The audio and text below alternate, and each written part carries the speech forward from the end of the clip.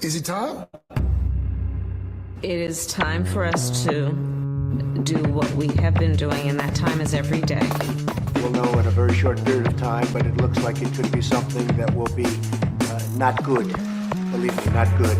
I see issue with that. And again, hey. You're not going to be able to insult your way to the presidency. That's not going to happen. I don't know who created Pokemon Go, but I'm trying to figure out how we get them to have Pokemon go to the polls. I'm Ted Cruz, and my pronoun is kiss my ass. So when you think about it, there is great significance to the passage of time in terms of what we need to do to lay these wires, what we need to do to create these jobs.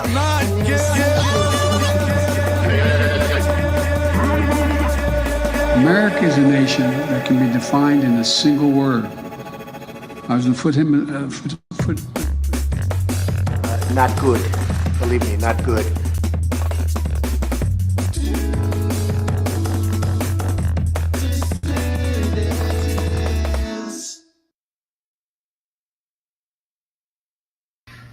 Beware, for I have set mine eye upon you. You will fall to my armies like all the others. Silver Lake, Wicker Park, the Lower East Side. My legions of trust fund playwrights and storefront fashion designers will lay waste to all you knew. And lo, your leaders will call it urban renewal, and you will call it pain and ruination. The shock troops will arrive, and you will know them as creatives, and they will appear in your midst bearing gifts of gold for your local businesses. This will keep their owners quiescent. And many of them will be queer, so no one will want to say anything out loud about the skyrocketing prices of things, lest they stand accused. Behind them will come the PMCs, the Bobos, the IT girls, with their studied negligence, driving whatever post-Tesla EV brand they finally settle on. They will buy your stately homes and complain about the one on the block that's been in your family for 100 years, shrieking like all the braying hounds of hell about the unkempt lawn and the color scheme that violates some ordinance that you've never heard of, even though you've lived here all your life. And they'll move next door to your factories and bitch about the noise. And they'll live above your restaurants and pinch their noses at the smell. The uproar from your bars will drive them to distraction, even as they buy the vacant land next door to a tavern.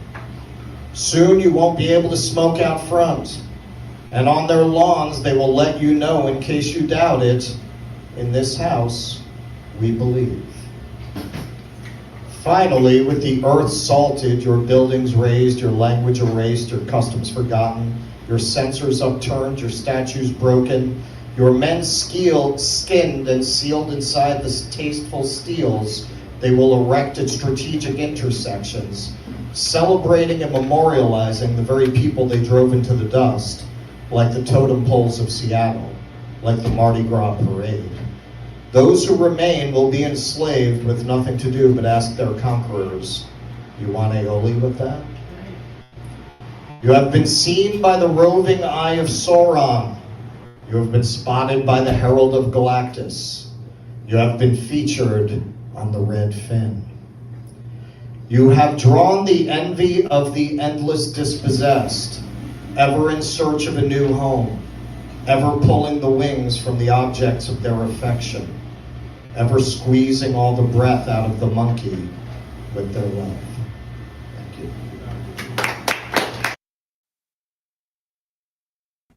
Hello, dissidents. Welcome, one and all, to a Sunday evening edition of the Do Dissidents podcast. Keaton Weiss here with Russell Dobular himself. I was going to say Russell Simmons, but Russell Dobular. Russell Dobular. Sorry. What's up, Daddy-O? Yeah. How you doing, man? Yeah. Doing all right. That was Russell's performance at Cafe Aroma in the great city of Buffalo, New York. Yeah, that's a really it's a very cool atmosphere. You know, this whole city is just very laid back. It's very creative. it's what happens when people have time and space to try things and do things, and they're not constantly under enormous economic pressure to make a buck. Right. It's very nice. I haven't seen this in a long time. Yeah, that's a change of pace for a New Yorker, for sure. 100%. I remember when New York was like that, because you got to remember when I was coming up, that was in the aftermath of white flight. Right. And it was very similar to here, where you've got all this empty space and everything's cheap. And if you want to open an art space, they're just glad for the economic activity. They're glad to have you in there. Right. Yeah, exactly. Well, Jimmy Dore is coming to Buffalo. What is it? What is it, Wednesday? Right? Yep. Yep. There we go. Yep. So you will be live in Buffalo Wednesday. Russ will be in attendance. I'll be hosting the Jimmy Dore show on Wednesday. So that will be something. We are firing on all cylinders this week for sure. We've already planned it out. We're going to stream your show and heckle it as part of his show. Yeah, as part of his show. There you go. Excellent. Well, that should be a fun time had by we got a great crowd in here. We got 1,100 people already in the YouTube chat. That's amazing. 559 strong in the Rumble chat. So thanks everybody very much for being here. Let's smash that like button. Only 232 likes on YouTube with over 1,000 in the chat. Let's beef those numbers up. Let's get an even bigger crowd in here. And why don't we jump right in? You're up first, my friend. Okay. You're not going to believe this. This first story, I know we're going to get in the comment section. You guys are fake news. You're making this up. But believe it or not, Joe Biden is struggling to bring in cash. You believe that? Nobody wants to hire Joe Biden to speak at their events. It's causing a lot of problems. Nobody wants to donate to his library. This is shocking. This is just shocking. So here's a little montage of him during his presidency with the emphasis on how often Jill had to jump in. And there is a cut of his recent disastrous appearance on The View, which in light of this, that appearance makes a lot more sense. Such a great job. You answered every question. You knew all the facts. Can you believe they don't want to give this guy And let me ask the crowd, what did Trump do?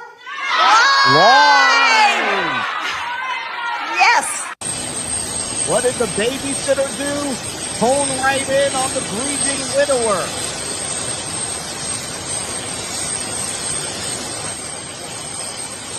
And I'm going to get me some of that grieving senator man right there.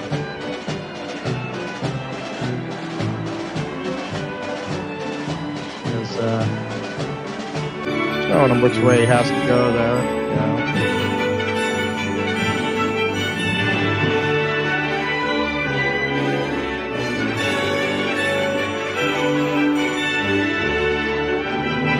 What the fuck just happened? So that we was went to work, unbelievable. and we got it done. And one of the things that well, I'm Well, and Alyssa, one of the things I think is that the people who wrote those books were not in the White House with us.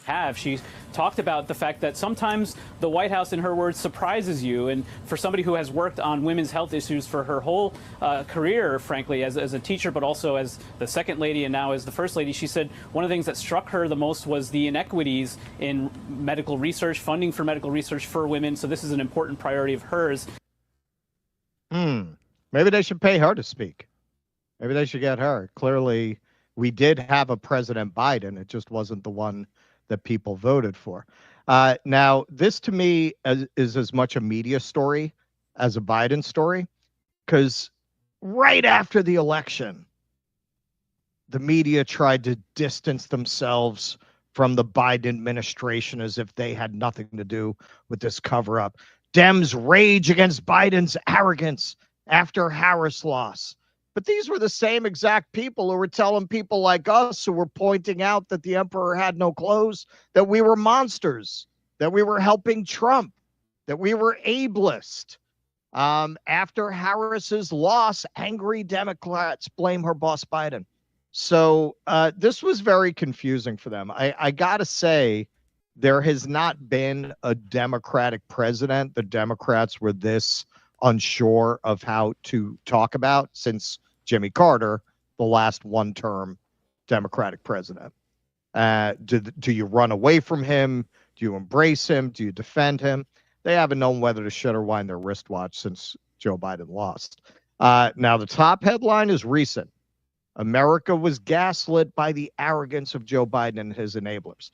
Now, this comes after their initial attempt to quash Jake Tapper, right? Because Jake Tapper, it's not so much that he attacks Joe Biden, it's that he went so deep. There's absolutely no way to accept that this book is true without it being a searing indictment of the entire media complex. They had pretty much figured out how they were going to handle this.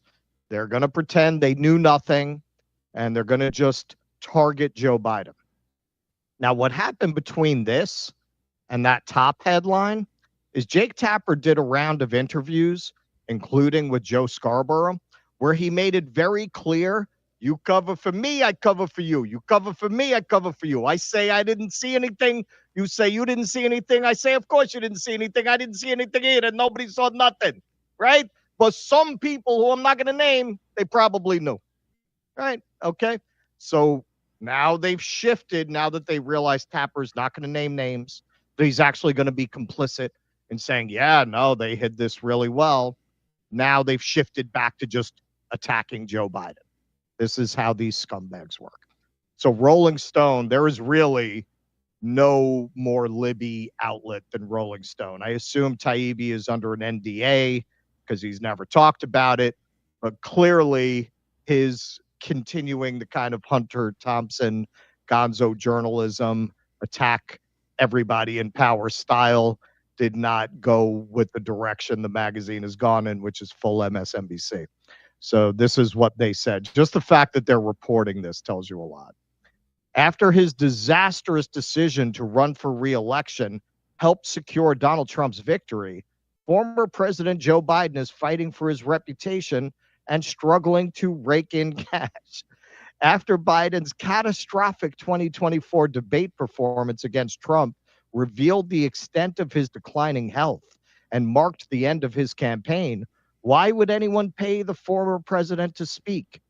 And who would want to fund a Biden presidential library as a monument to his legacy in office when his legacy now includes Trump's lawless and destructive second term? Stopped clock twice a day. This week, Biden's personal office revealed he has stage 4 prostate cancer.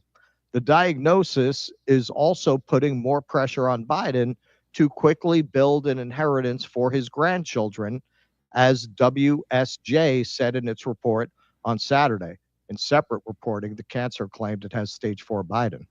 Yeah. Biden's speaking fees, $300,000 to $500,000, are reportedly below what former President Barack Obama charges, according to the paper. I'd like to know what he charges.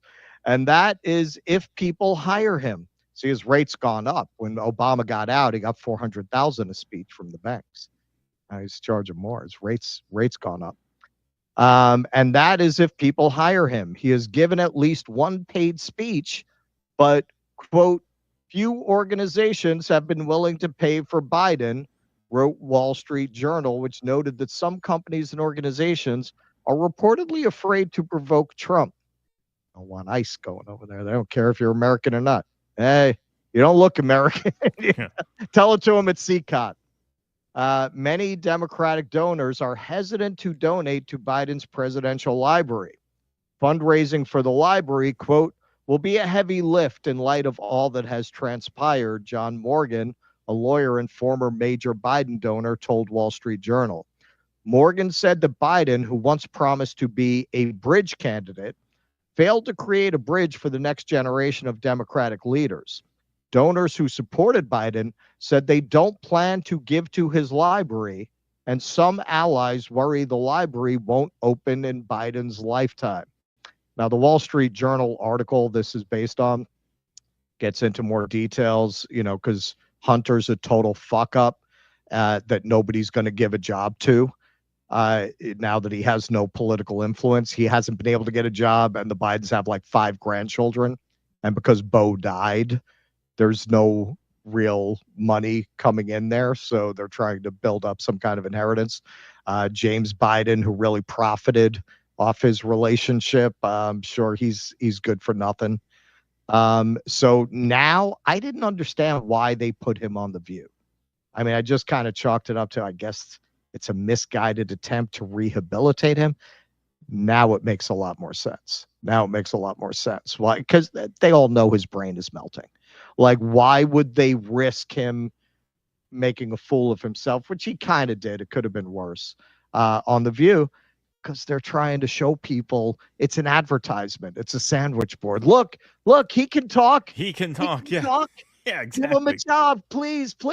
And the presidential library, that is humiliating. That didn't even happen with Carter, that they can't raise enough money for the presidential library.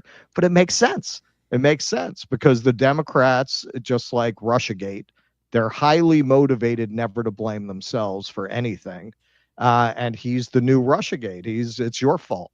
It's never their fault. It's never their fault for not noticing that this guy could not do the job, when the average people sitting on their couch like us saw it. We saw it. Not their fault. It's Biden's fault. Now that they've decided that's the tack they're going to take, they're not going to blame the media. They're not going to blame the DNC. They're not going to blame their rigged primaries. They're not going to blame Obama for the Monday night massacre. If you want to go back, they're not going to blame any of those figures. They're just going to blame the Bidens and scapegoat very much. He's the Netanyahu of the Democratic Party now. They're just going to put it all on him. How are you going to raise money for a library if that's the narrative you're going to construct to protect yourself from self-criticism? Well, yeah. I mean, he's obviously the scapegoat of the party. And now they're absolving themselves of responsibility by designating him that. But they are correct in just how selfish and maniacal he was. Oh, sure. To seek the presidency a second time. Yeah, that's all true. So, yeah. But there's no goodwill for him. Craven as he is. Right. Well, sure. But there's no goodwill for him in these circles at all. Yeah. At all. Right. That is somewhat surprising that there's that much spite for him that they won't even fund his library. I mean, that's kind of crazy. In terms of, nobody's going to pay him $500,000 to speak. I mean, are you fucking kidding? Like, that's a punchline in and of itself. You may as well write, Stevie Wonder has trouble finding private investigator work. It's the same thing. Like, of course they're going to pay $500,000 for that. Right. Obviously. That's incredible. Yeah. Incredible that they speaking fees thought that was going to happen. No, the Wall Street Journal article talks about how he's kind of been making the rounds, going to former donors as kind of a prelude to hitting them up for money for the library. One donor said he told them, I'm writing you one check and that's it. Right. No more after that. That's the treatment they're getting. They're talking about trying to build out his presidential papers at University of Delaware. I'm not sure which university, a university in the state of Delaware. They're talking about, I guess, to avoid the total humiliation, they're talking about doing it on the cheap and taking the Biden papers that they have there and turning it into a presidential library. Well, I mean, they're not helped by the fact that, Donald Trump is off to a start that, for whatever we feel about the libs, has certainly validated their worst fears about what he might do. Yep. And so, we covered Beto O'Rourke on PodSave beyond their a week worst ago. Fears. Yeah, beyond their worst fears, exactly. And when we covered Beto, on PodSave, he says, he failed the country in his most basic responsibility, which is to stop Donald Trump. And in doing so, we may very well have lost this country. I mean, those have been the stakes in the minds of a lot of these people for a very long time. Right. And, the rationale for his candidacy in 2019 going into 2020 is that he was most equipped to beat Donald Trump. Now, of course, we never bought that. I maintain that absent COVID, he would have lost pretty handily to Donald Trump in 2020. But nonetheless, through fluke circumstances, he was able to get in. But it was very obvious that he had no business running again. And so it's not surprising that there's not a lot of goodwill for him. It's a little surprising the extent to which there is such spite and hatred for Joe Biden that they won't even fund the library. I mean, Yeah. that's really bad. I've never seen the like of it. With Jimmy Carter, the narrative from very early on was, we love him. He's one of the most decent men to ever hold the presidency, but that's part of why he was such a bad president. He wasn't good at the real politic of governing. That was what they settled on very early. So there was never this, we despise. Right. You know, I've never seen anything like this. Well, I think there rarely has been anything like this. No, I've never. I mean, Donald Trump left the White House on pretty bad terms. They say people the didn't first like time, Truman. right? They say Truman was pretty hated until he was kind of like rehabilitated. Well, look at Trump. I mean, the first term, Trump were pretty much left in disgrace. I mean, the January 6th thing, that was a lot of bad press. Whatever we might think about that. And you know, he didn't even attend the inaugural ceremony. I mean, it was pretty pathetic how he left office. There was never any talk of him not getting a library.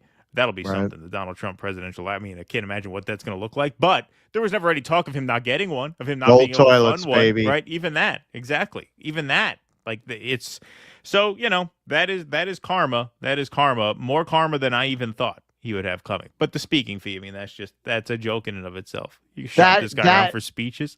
Who the fuck's that is something? I'll tell you what, Joe.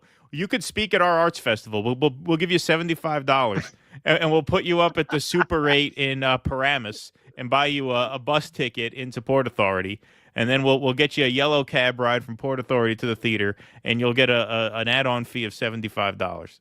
Yeah, you got to do your own makeup and your own hair. Yeah, right, exactly. That's our bid. Can anybody top that? I don't know if anybody can top that. He might have to take it. He might have to take it. Imagine Joe Biden headlines our arts festival. It would definitely be a draw. Well, we'll just bill it as a Grand Guignol. Yeah, right. Yeah, exactly. I will say, as I was going through this, I was thinking, you have to take your victories where you get them. This is some small victory. Like, you could not find a bunch of people who karmically deserve this ending more than the Biden crime clan. Jill Biden, you know, I'm always hesitant to embrace these kinds of narratives because very often they are driven by misogyny. Yeah, she's a real Lady Macbeth, man. Like, that was the babysitter who honed in on the widow and that on the widower. That's a certain type. That's the type that would prop up this old man in what is, in the end, elder abuse because she didn't want to give up the power she was exercising behind the throne. That's what this looks like at this point. And she still doesn't want to give it up. I'm sure it was her idea to send him out there on The View. Mm-hmm. Yeah, I would bet. And she's there to make sure when he starts trailing off, she jumps in. Yeah, of course. That's why she's there with him. Yeah, 100%. 50 milligrams. Thanks to the $4.99. Says some should argued with me. Reddit told me that we need Israel as an ally because it gives peace of mind to his grandma.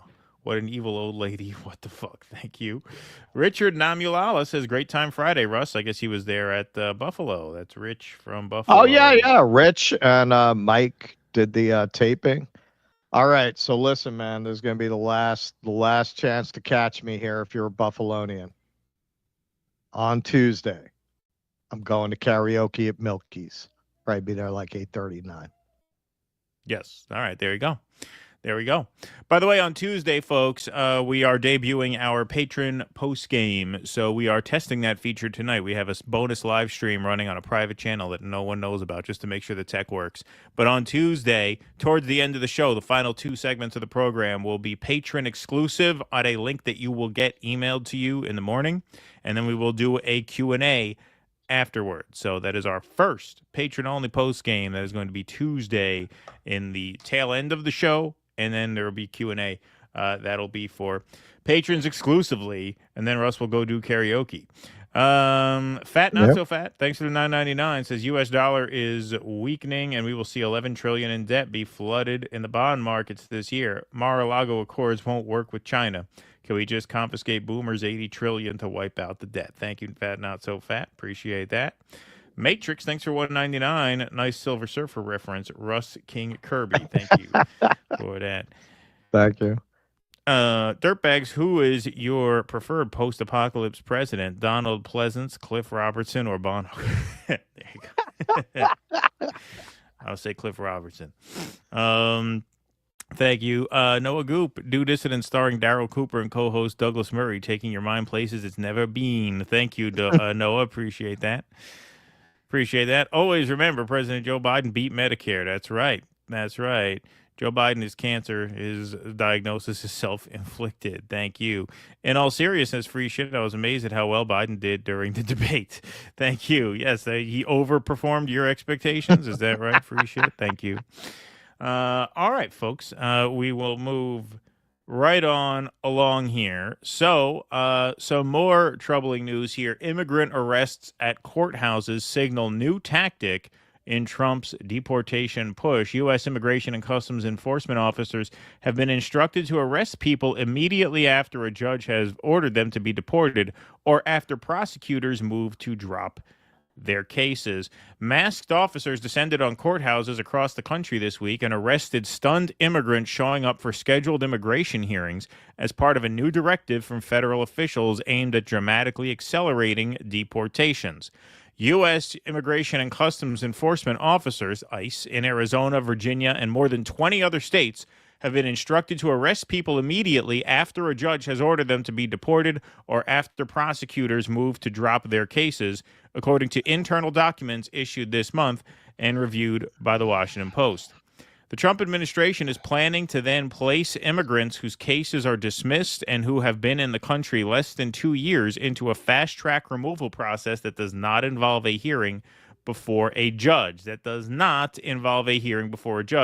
The coordinated operation is the government's latest attempt to quickly remove people from the country, even if officials have to bypass the courts, as concern grows in the White House that President Donald Trump won't be able to fulfill his campaign promise to remove millions of undocumented immigrants from the United States. So, in addition to being an abuse of power, this is also very unwise since, as we've gone over several times on the show, the reason why you generally don't send ICE officers into courthouses to arrest people at their immigration appointments is because that will create a chilling effect and cause immigrants to skip their immigration appointments and disappear into the country. So in the long run, in fact, not I think in the not so long run, depending on how quickly the word gets out, this is going to result in fewer deportations, not more, because it's going to make it a lot harder to track people down. But that is just the latest in the ICE deportation news wire. And I thought this was a great piece of sound. So here is Bill Burr going off about ICE and the deportations, making some points that we've made several times on the show. This is truly a great peasant mind rant. That is exactly what this is here. So this was really well done. This is his podcast, so it's audio with captions. We got about 3 minutes of it. Let's take a listen. Interesting race. And then sadly, I saw these clips of ICE going in and just fucking ripping these people out of their homes, and mothers and grandmothers and children screaming, no warrant.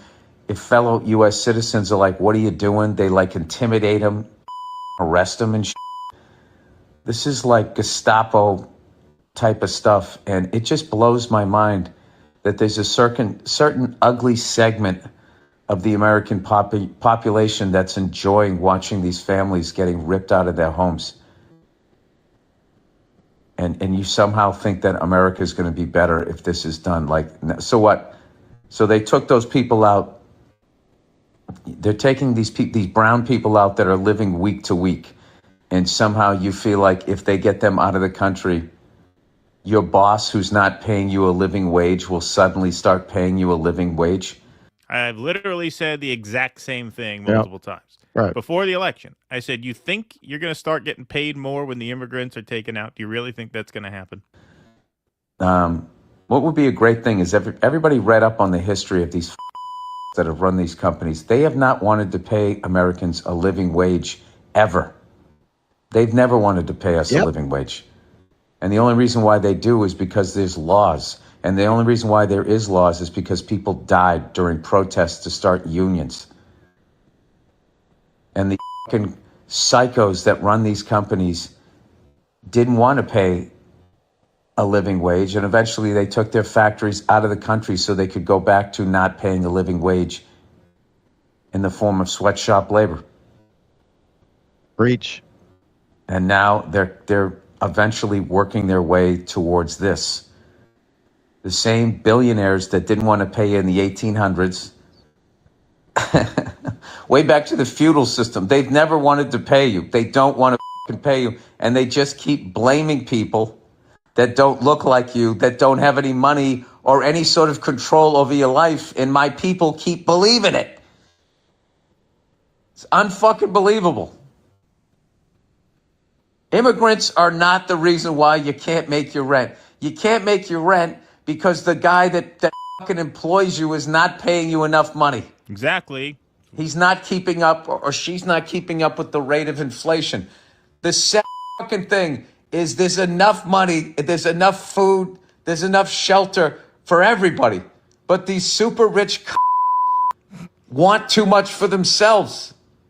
And they're heartless. They don't give a And when you start to tell them, hey, you're not paying us enough money, they go, oh, look at those fucking brown people over there.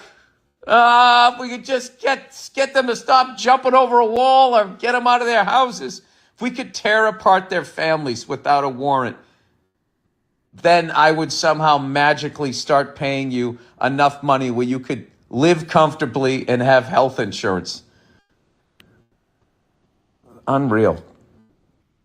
Unreal indeed. Perfectly said. I mean, if that is not lifted from one of your peasant mind monologues, I don't know what would be. I mean, this is exactly what we've been saying. Look, man, all along. I did meet him very briefly at Glen Ross. I said most of that shit to him. Yeah, exactly. He bit it off me. That was lifted from Russell Dobular. No, I mean, that is perfectly said. It's as obvious as that. It should be as obvious as that. And that speaks exactly, like we said, to the peasant mind. And, you really have to be beaten down and brainwashed to take issue with any of that. What do you think? Do you really believe that your boss would like to pay you more, but he can't because there's immigrants here? What kind of sense does that make? I mean, just think about that for 10 seconds. Just sit and contemplate that thought for a few seconds. Do you really believe that? Or are you telling yourself you believe that? So much of this is psychology. So much of it is people feel powerless to improve their own situation. And so in order to convince themselves that they don't have it as bad as they know somewhere inside them they really do, they're going to say, well, if it wasn't for this person or this group, and that person or that group, in order for this to psychologically make sense in your head, has to be lower on the economic ladder than you, because you have to have some power over them. That's part of making you feel as though your life isn't as bad as it is. In other words, you have to rationalize, why is it that the person with power over you isn't treating you better? You have to come up with an answer to that question that doesn't drive you insane. And so this is part of that.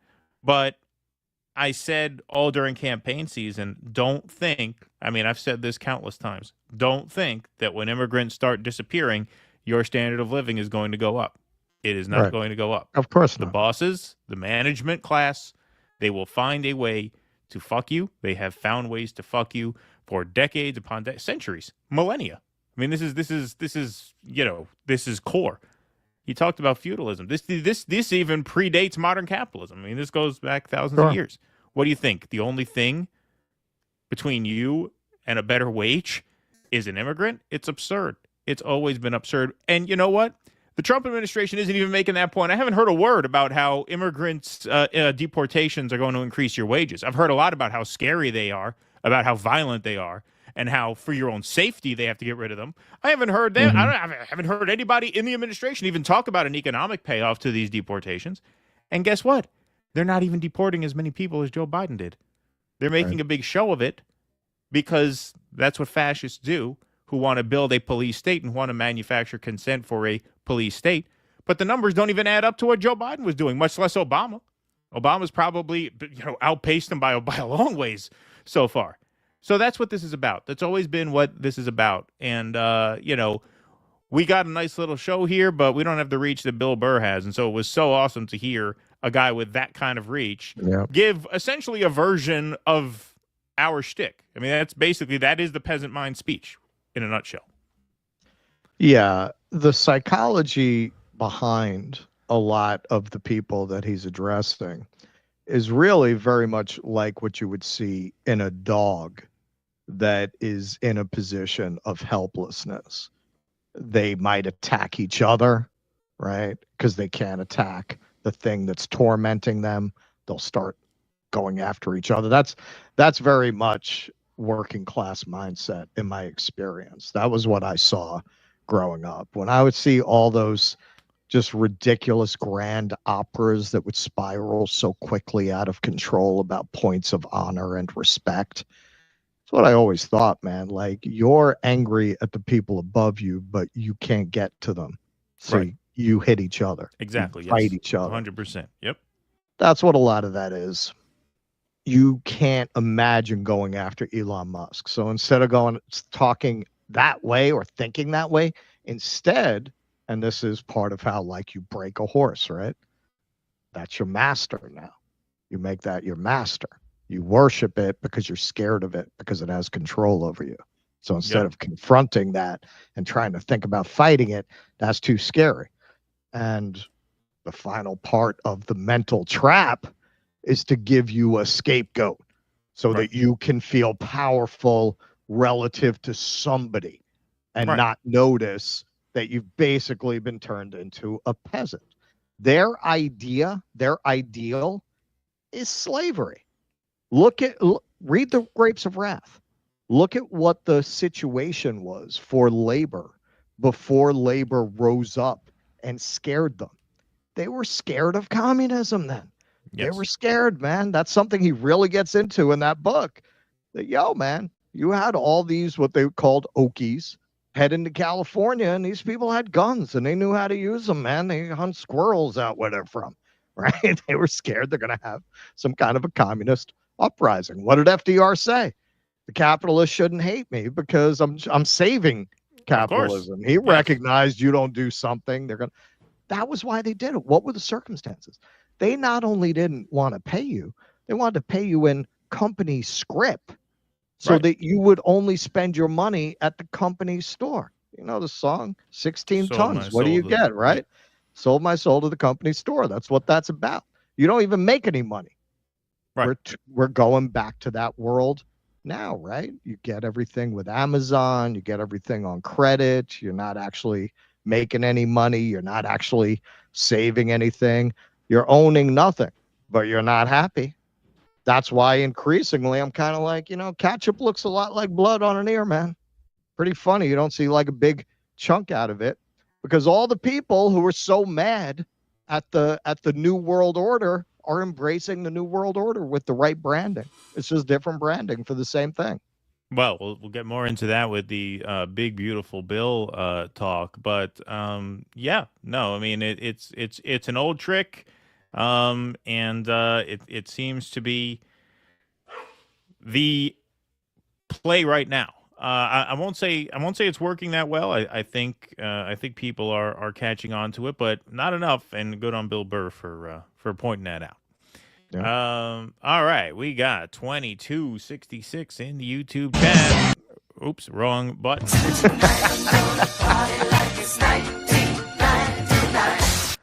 Although we are at 687 likes, so I queued it up wrong, but it's still appropriate. All righty. Smash that like button, everybody. Please smash that subscribe button over here on YouTube and that follow button over on Rumble. We are closing in on that 100,000 subscriber mark. What are we at? 97.8, so we should be there pretty soon. Almost there, man. With your help. We're going to put together a little montage. That's we right. We got to find that clip of me saying I want to piss on the... Yeah, there's some stuff in the archives that we'll have to look through. Yeah, we're going to dig some stuff out. He'll settle for the President Biden Library book card. Thank you, Eric Husso. Appreciate that. Biden Library will be all pop-up books. Thank you, Get Up King. Appreciate that. Stoop Sign says the Biden Library will be the first to feature books that stutter and trail off. There you go. Thank you. That's a good one, Stoop Sign. Appreciate that. What else we got here? We got Amy J over on YouTube. Says, what happened to all that money for the big guy? Yeah, I know. I mean, they got expensive lifestyles there, apparently. And they're hard up for money, and he's the guy who could bring it in. The Mar-a-Lago Accords, basically Plaza Accord 2.0. Let's force other countries have a decade of stagflation. Shit won't work without China. Thank you for that, Fat Not So Fat. Luke B says Kamala Harris reportedly getting $500K to speak this weekend in Australia. This past weekend in Australia, $500,000. Wow. Yeah, I wonder how she's doing on the speaking circuit. I can't imagine she's tearing it up either, but $500K is not bad. She just gave some speech to like a real estate thing. Interesting. Daria says love and kindness to the Weiss man and the Dobbs star. Thank you for that, Daria. Appreciate that. Sing a Pogue song for me, Russ, says Siddhartha Vicious. Didn't you sing a Pogue song? Didn't you sing Fairy Tale of New York once? I think we had that on our channel yeah, somewhere. man. That's on. If you look up Fairy Tale of New York Do Dissidents, you'll find that. You'll find that. Yeah. Yep. They did a cover of that. All right. Why don't we move right on along here? Okay. So this is a story that we've been following since before we had a show. In fact, I think the first time that Russell agreed to contribute anything at all to Do Dissidents was when he texted me he was going to write me an article for publication about the Boeing 737 MAX. I think that was the first thing you ever pitched. They ended up never writing it, but all's well that ends well. Obviously, here we are today. But this story is really foundational to the Do Dissidents project. It is. So much so that it has its own sound drop. I'm leaving on a jet plane.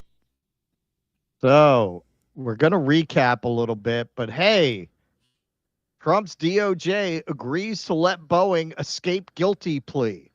It was a deal victims' families didn't want. Hang on. Donald Trump decided not to hold an enormous corporation responsible for its misdeeds after donating money to his inauguration? I can't believe that. Imagine if those were people who were killed by illegal migrants. Imagine those pictures. Forget about it. Yeah. Forget about it. Yeah, it would be the Boeing Max Act. Yeah. Right? So let's recap a little bit, because as Keaton says, this has kind of been our beat for a while. So the New York Times, is back in 2019. They did a little timeline just so you understand the level of criminality and malfeasance involved here. Really, it should have gone beyond the corporation being held criminally liable. People should have been personally going to prison for manslaughter at best. Murder requires intent, so it's manslaughter, but it's really aggravated manslaughter with gross negligence. So to explain that a little bit, as you probably know, those two Maxes crashed. This is, remember, 2019, so they're talking October of 2019. In October, Lion Air Flight 610 crashed just minutes after taking off from Jakarta, Indonesia, killing 189 people. In March, another Max, Ethiopian Airlines Flight 302, crashed minutes after takeoff. All 157 people on board died. Now, remember, they knew this plane was not safe before it ever went up in the air. And after the first one crashed, they definitely knew it was not safe. They did not do anything. They didn't do anything. They didn't change their procedures. They didn't take the plane out of service. They didn't correct the core error, which was they didn't tell the pilots about the operating system that caused this crash in between. The level of criminality involved, the psychopathic disregard for human life and their own customers is hard to contemplate, really. I mean, if it isn't murder, it's pretty close. It's pretty close. You have to assume they didn't actually want the planes to crash, but common sense would tell you they were going to crash.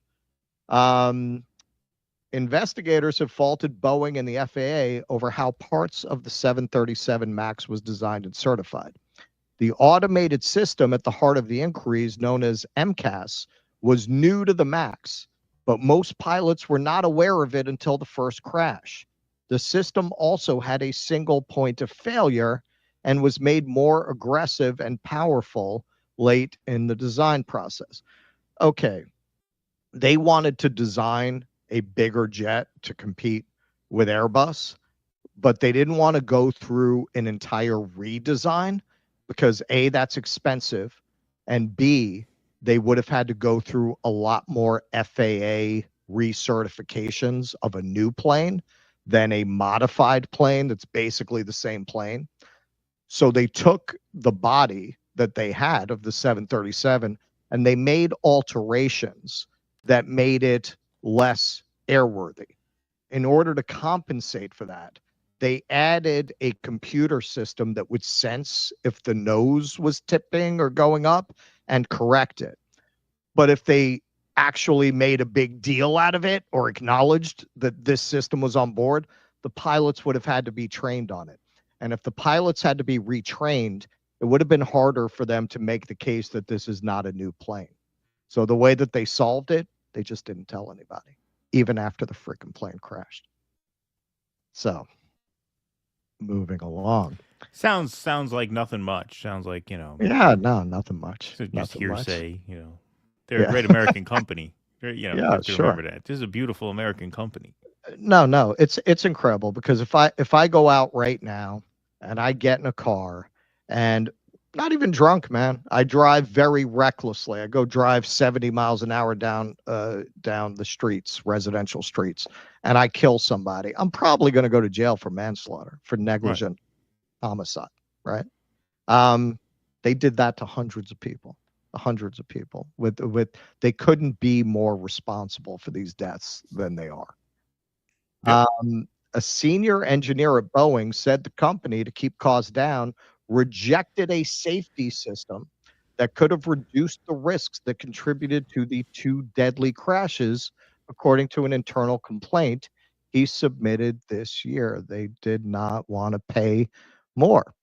The chief technical pilot for the MAX complained to a colleague in 2016 that MCAS had egregious issues 8 months after he had asked the FAA about removing mention of the new automated system from the pilot's manual. The FAA, which in recent years has delegated more authority to companies like Boeing, in particular remains under scrutiny. New York Times investigations revealed that key officials at the FAA never fully reviewed the final version of the MCAS software, and that Boeing helped craft legislation related to approving designs to its liking.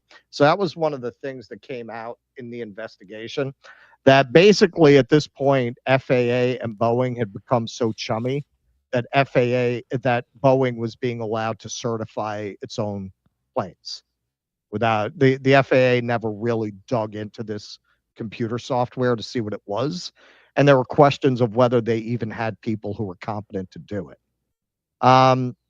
So this is 2019. Bloomberg put out this article. This is between the first and the second crash that year. Boeing 737 MAX software outsourced to $9 an hour engineers.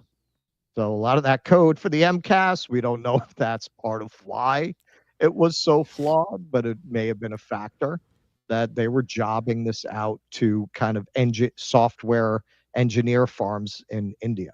Right. And if we could only get the immigrants out of this country, they wouldn't have done that. Yes. They would not have sent it to a completely other country. Right. They wouldn't have sent these jobs to India were it not for the Venezuelan migrants. Yep. God damn it. Because they're not trying to save every penny. Right. Obviously.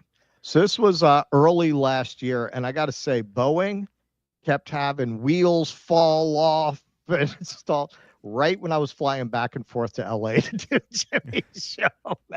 By the end of it, I had to drink every flight. I went to the bar, and I'm not one to go to the airport bar. Every flight, I would go to the airport bar and have a drink first. Well, we covered this story a lot on Jimmy's show.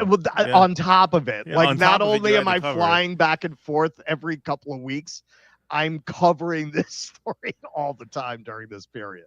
That was the joke I made. The... People love that joke. People used to message me about that joke when Kurt says, imagine wearing a mask on one of these planes and going down. And I say, you don't need a mask on these flights. They have outdoor seating.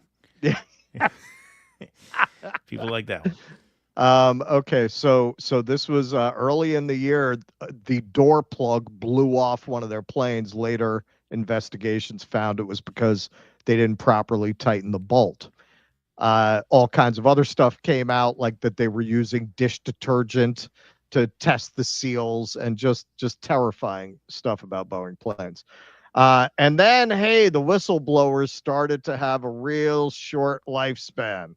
You might remember this was the one that got most of the press. John Barnett, as you very often see in cases like this, told people he was not suicidal, had spent years fighting Boeing, trying to expose these safety concerns.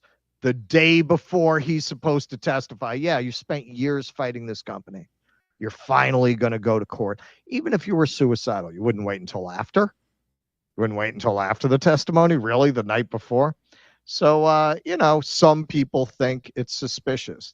Although Bongino and Patel say it's perfectly okay. Yeah, they looked into this. So they looked into this. He self-deleted. There's no doubt about it. And this fella gets less attention, Joshua Dean, because it's not quite as easy to make these allegations with a staph infection. But who knows what the CIA has? This guy, by all accounts, young, healthy guy. So. John Barnett dies in March. He dies of a sudden staph infection within a very short amount of time. His life is taken with a staph infection. It's very strange for a young, healthy, and by all accounts, athletic guy to all of a sudden die of a staph infection. Can it happen? Sure. In context, it's pretty peculiar, especially given what happened to Barnett just the month before that. Now, God bless these brave people, because 10 more whistleblowers came out, too many for them to whack.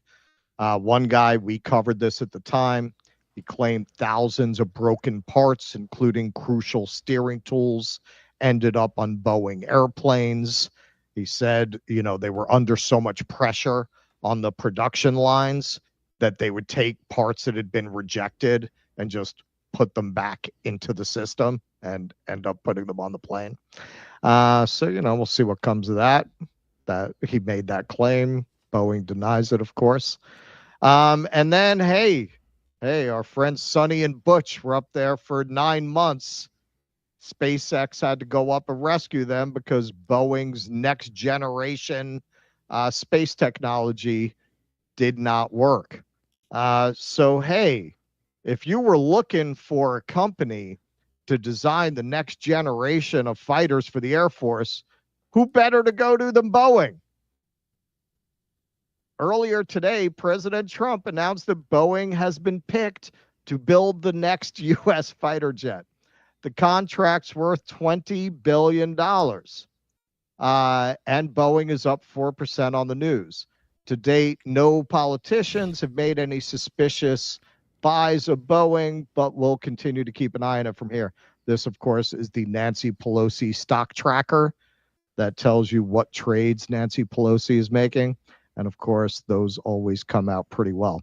All right, so let's see what Trump said. 47 will be the most advanced, most capable, most lethal aircraft ever built. An experimental version of the plane has secretly been flying for almost 5 years, and we're confident that it massively overpowers the capabilities of any other nation. There's no other nation. We know every other plane. There are some speakers, man, they just give you chills. They just give you chills up and down. And Trump's one of those speakers, I've seen every one of them, and it's not even close. This is a next level.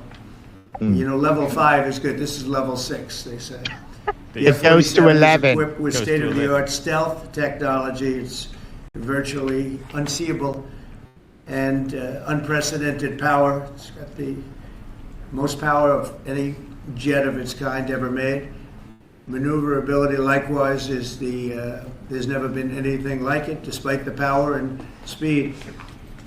Its speed is top. It's over 2, which is something that you don't hear very often. America's enemies will never see it coming. Hopefully we won't have to use it for that purpose, but you have to have it. And if it ever happens, they won't know what the hell hit them. Got tremendous power, speed, maneuverability, durability. This is like the Stormy Daniels of fighter jets. Excuse me? Yeah. I don't know why they're celebrating in the streets of North Korea. Yeah. I hadn't heard about that. And hey, the good news for Boeing did not end there since this administration got in. With Trump at the table, Qatar just signed a deal to buy 160 Boeing planes, the largest purchase of its kind in the company's history. The same Qatar gifting him a $400 million jet, bankrolling real estate, and now locking in deals on U.S. soil. Call it diplomacy if you want, but from here, it's looking a whole lot like quid pro jet. Yes, it certainly does. Yeah, because what company would you more want to buy planes from than one that is dangerously irresponsible and is having parts falling off and whistleblowers coming out of the woodwork when they're not dead and incapable of coming out of that woodwork? Yeah, sure. No, this all looks kosher that you would give all this money to this company to build planes at this moment. Yeah. Boeing donates $1 million to Trump inauguration and even more to Republican candidates. Then gets contract for next-gen fighter, evades prosecution for 737 MAX crashes. I'm sure it's all a coincidence, though. So let's take a look at the details here. The DOJ said in a court filing Friday that it had struck an agreement in principle for Boeing to avoid prosecution, meaning it won't have to go to trial next month and can avoid being branded a corporate felon. Boeing had previously reached a criminal guilty plea deal in 2024 with President Biden's DOJ, admitting that its workers conspired to defraud of aviation regulators before the crashes killed 346 people in 2018 and 2019. So they were prepared to plead guilty. And this was after they violated the deal they made under the previous Trump administration to change their policies of constructing aircrafts. It was the door plug flying out of the Alaska Airlines, right, that led to a further investigation. They said, well, you violated the agreement that you made with the Trump administration, and they pressured them to make a plea deal, which they were prepared to do, but the judge rejected the deal under pressure from the families. This new non-prosecution agreement would end the criminal fraud charges renewed after prosecutors revoked a prior deferred prosecution agreement they reached with Boeing in January 2021. Boeing has agreed to pay an additional $444.5 million into a crash victims fund on top of an additional $243.6 million fine. The reporting is all told they'll wind up paying $1.1 billion. The government said in its court filing Friday that family members of more than 110 crash victims advised the government that they either support the agreement specifically or support the department's efforts to resolve the case without a trial. I want to point out there are 346 victims. That's less than a third.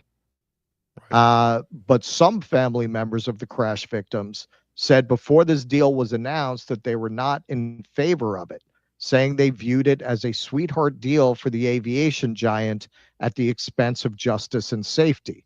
Quote, the message that is sent to corporate America is, don't worry about killing your customers, said Dr. Javier de Luis, a retired aerospace engineer and MIT lecturer whose sister Graciela de Luis y Ponce, an interpreter, died in one of the crashes. Just treat it as a cost of doing business. Avoiding a criminal conviction would be a major victory for the company and would re-insulate Boeing from a criminal fraud trial for a third time, most recently after a federal judge ordered a trial to begin in June. Criminal convictions can foreclose or suspend a company's right to contract with the federal government and frustrate its ability to secure loans. Those consequences have particular meaning for Boeing, which counts the federal government as its largest customer and also happens to be the country's largest exporter. Quote, people say Boeing is too big to fail. Yes, but it's also too big to produce unsafe airplanes, DeLewis said. We need them to do better, and they have proven time and time again that left to their own devices, they will not do better. One of the part of this deal is they no longer have to have a government overseer watching their activities. They do have to have an independent person watching, but it's not from the government. So this is Seth D. Michaels. They don't want to set the precedent. The powerful people should have to answer to the public for fucking up. Yeah. Well, that's why you don't see Dennis Muhlenberg, who was the CEO at the time, in prison. He should be going to prison. Now, do I think really this is because Boeing gave $1 million to Trump's inauguration?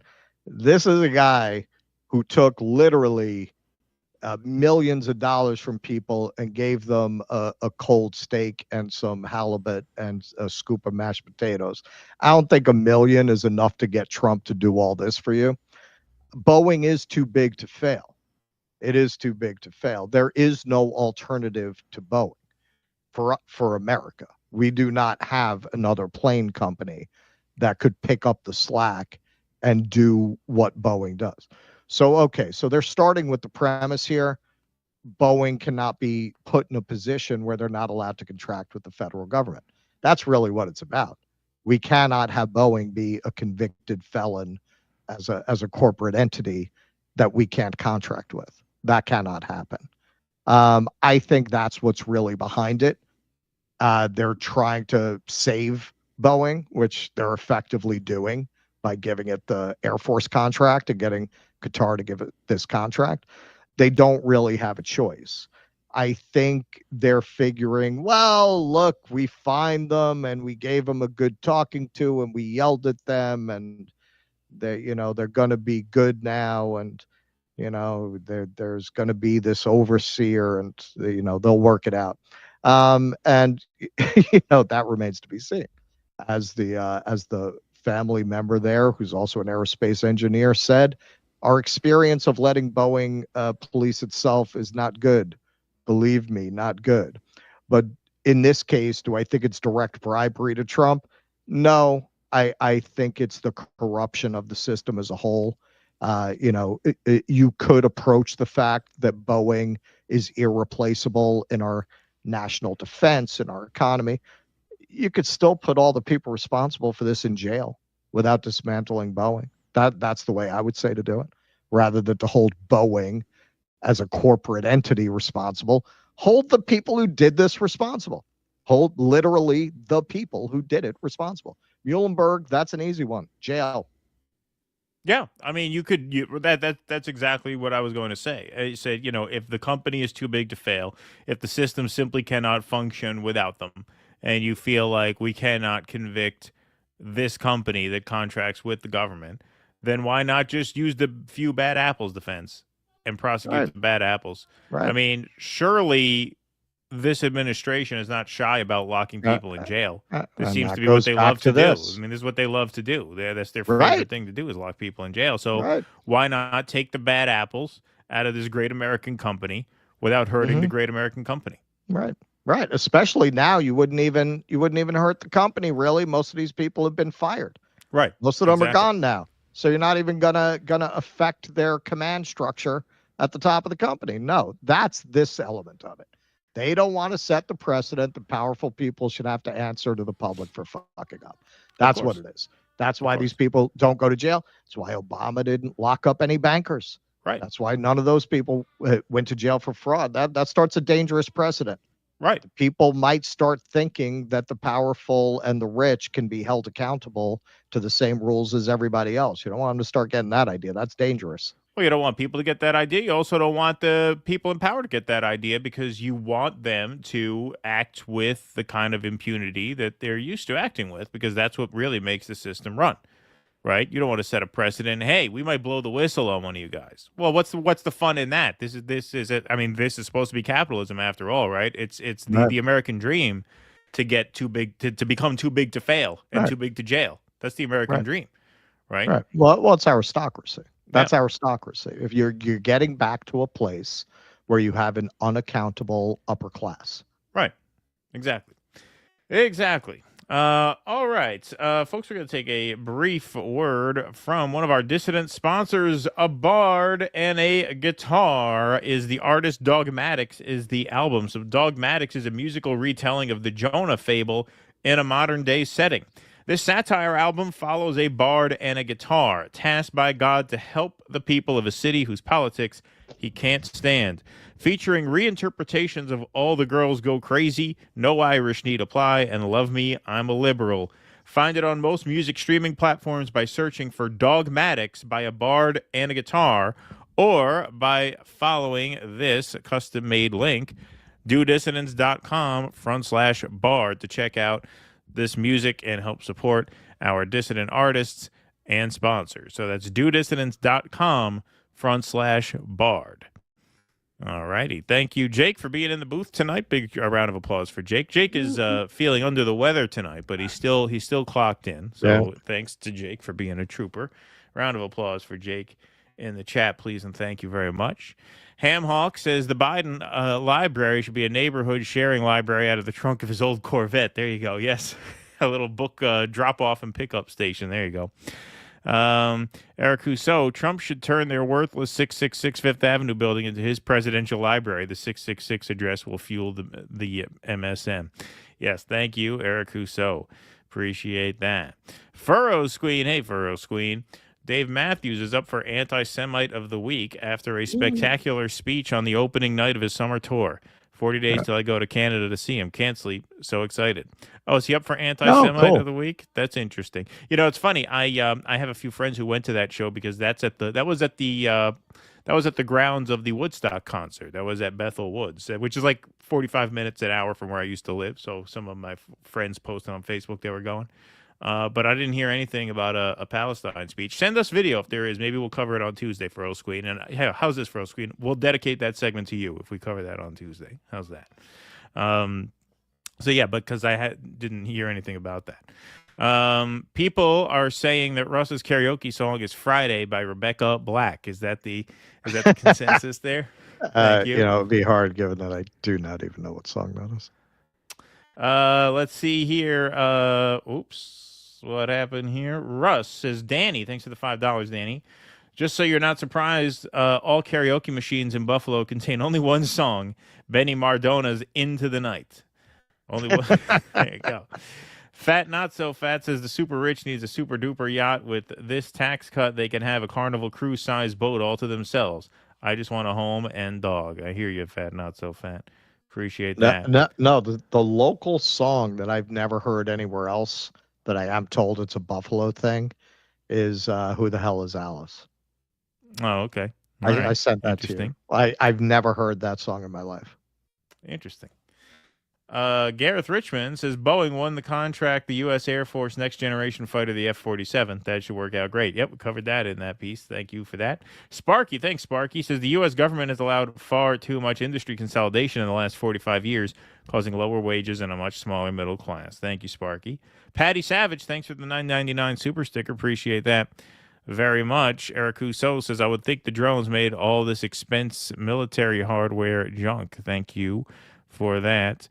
Trying to Shill says, I, for one, am glad that more U.S. military personnel will have to put their lives in the hands of Boeing aircraft. Thank you. Trying to Shill. Appreciate that. Okay, let's see. Oh, wait a minute. What did I do? What happened? Oh, I missed all these Rumble rants? Sorry. Hardly day night. On a lighter note, we're all doomed. Thank you. Why did I skip ahead? I must have missed those. Sorry about that. Fire Dancing says, been naked gardening. Temperature has increased to a suitable temperature of 9 degrees Celsius. Always cheers me up, but I'll likely get a formal letter of complaint from the neighbors again. Spoil sports. They are spoil sports, for Rose Queen. Don't be discouraged. South Park, they took our jobs mentality. Yeah, we should do. We should put that on the soundboard for sure. Like MLK said. Yeah. what the power told the poor white, let them eat Jim Crow. Thank you for that. Appreciate that. Okay, I'll take a couple more of these since I accidentally went out of order there. Excessive enforcement scares witnesses from testifying and neighbors from calling 911. I know because I lived through it in Phoenix in the 2000s. Immediate spike in crime. I almost got shot as a result. Wow. That is scary stuff there. Kay Viscero says, hey, Keaton, thanks for sharing the Vusi Matlasella video. It's a pleasure to listen to such soulful and beautiful people. When can we expect a music podcast? I have to. It'll probably be in the next couple of weeks if I do launch it. I'm still a little bit on the fence, but I would like to do it. It would be fun, but it is time that I may or may not have. But I will see. I mean, the nice thing about it is I would just record like a bunch of videos on my day off. Just record a bunch of 10-minute videos and just drop them through the week. You know, that's what I can. Yeah, do. there you go. Yeah, that might be fun. So I've been thinking about doing, because I don't know, it doesn't really fit as a segment. I've been thinking about doing a rant about, all right, I am kind of fascinated by the fact that they're still planning on doing these Avengers movies, because it's a great examination of the Peter principle at work. Like, right. It's so obvious that you're going to lose billions of dollars. No one wants to see it. No one's interested in it, but it's just this zombie thing, man. I mean, it's a combination of the incompetent hiring the incompetent. I think it's also they built their whole business model around the superhero shit, and they just can't imagine what they would do without it. So they're just insisting on plowing forward with it. But it's really fascinating how these people who get paid incredible amounts of money, you know, tens of millions of dollars, don't see, well, we just got to pull the plug on this. They're going to do it. You know, they're going to, just fucking drag out the corpse of Robert Downey Jr. and try to do this. So I might do a little thing about that. All right. We will move right on along here. Thanks, everybody, for being here. Smash that like button, please. And thank you very much. Smash that subscribe button on YouTube and that follow button over on Rumble. All right. So this aspect of the big, beautiful bill has been getting quite a bit of coverage here. So here is Mike Johnson having to answer Jake Tapper, best-selling author Jake Tapper, working his side hustle here as a CNN anchor, asking Mike Johnson about the Medicaid cuts in the big, beautiful bill.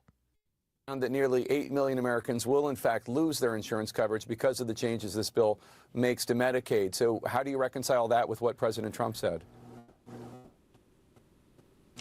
It's directly in line with what the president said. I've said the same. We are not cutting Medicaid in this package. There's a lot of misinformation out there about this, Jake. The numbers of Americans who are affected are those that are entwined in our work to eliminate fraud, waste, and abuse. And what do I mean by that? You got more than 1.4 million illegal aliens on Medicaid. Medicaid is not intended for non-U.S. citizens. It's intended for the most vulnerable populations of Americans, which is pregnant women and young single mothers, the disabled, the elderly. They are protected in what we're doing because we're preserving the resources for those who need it most. You're talking about 4.8 million able-bodied workers, young men, for example, who are on Medicaid and not working. They are choosing not to work when they can. That is called fraud. They are cheating the system.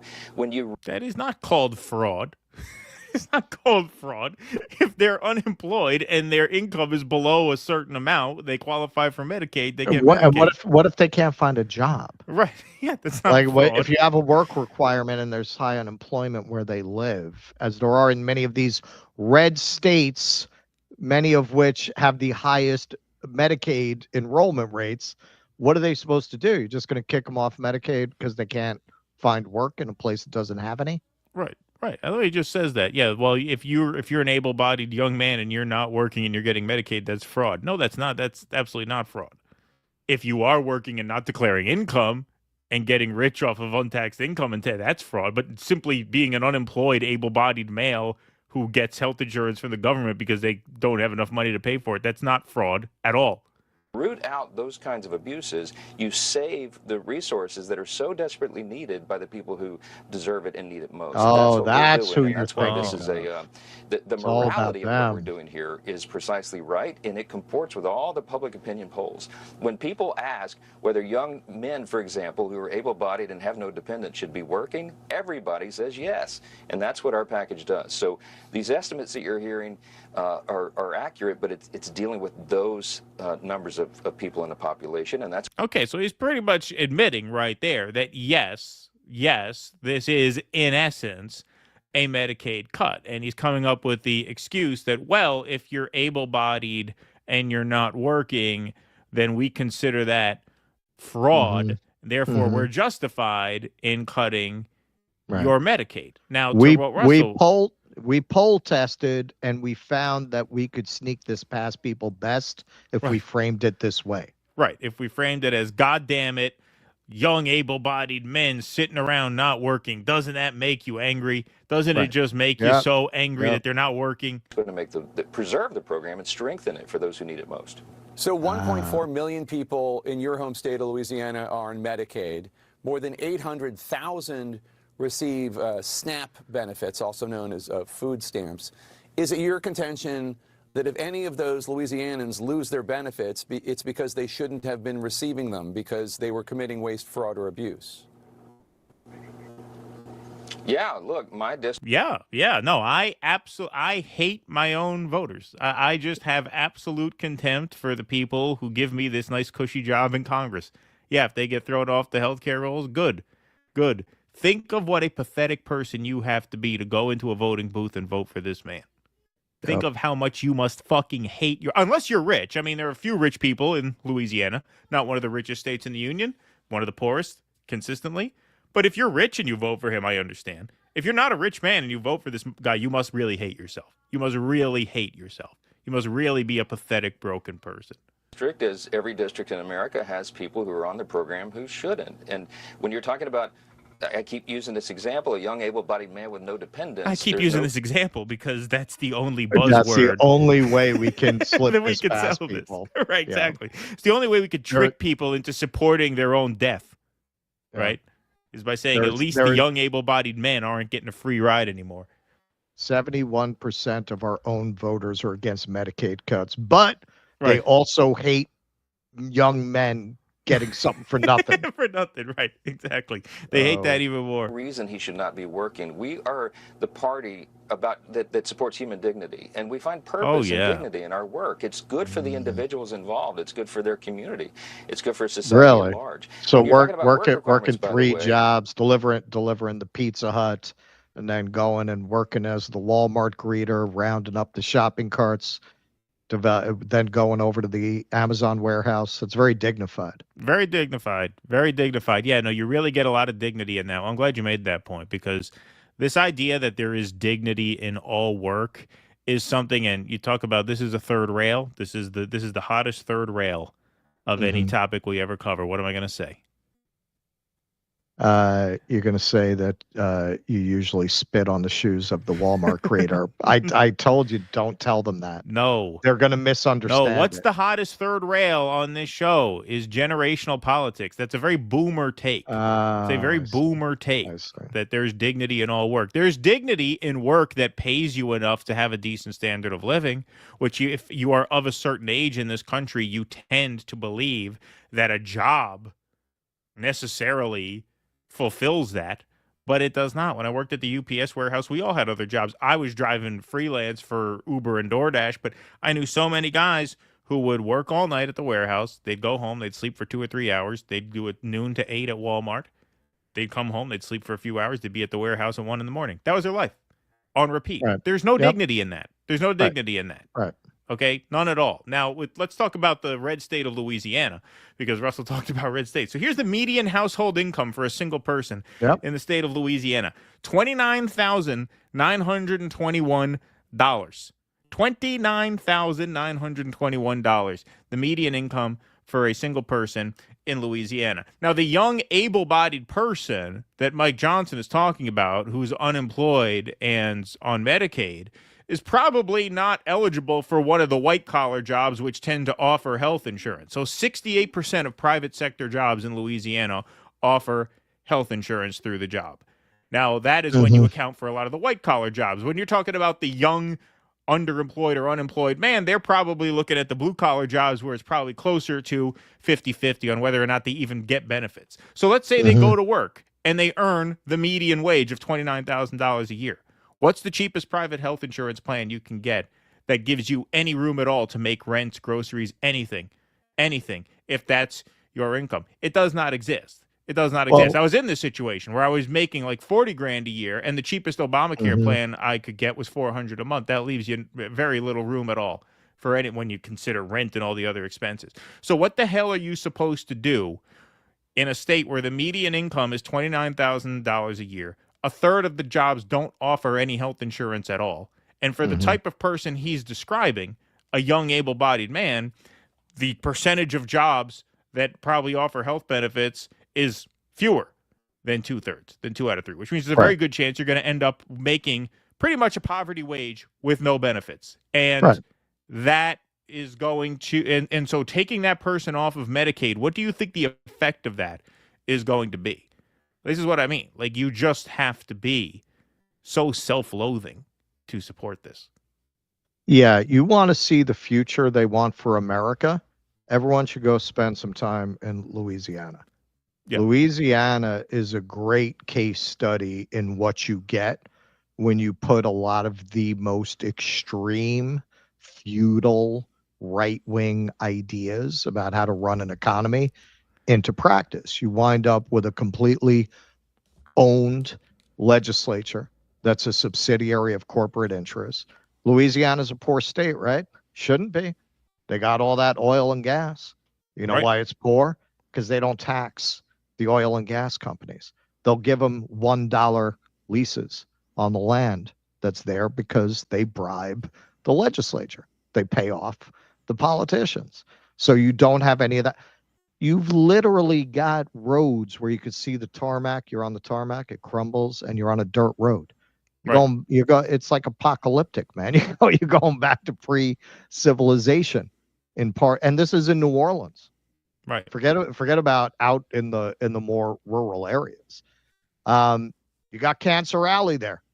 They just let people go set up carcinogenic factories, plastic manufacturing. Of course, it's a mostly black area, the area they call Cancer Alley.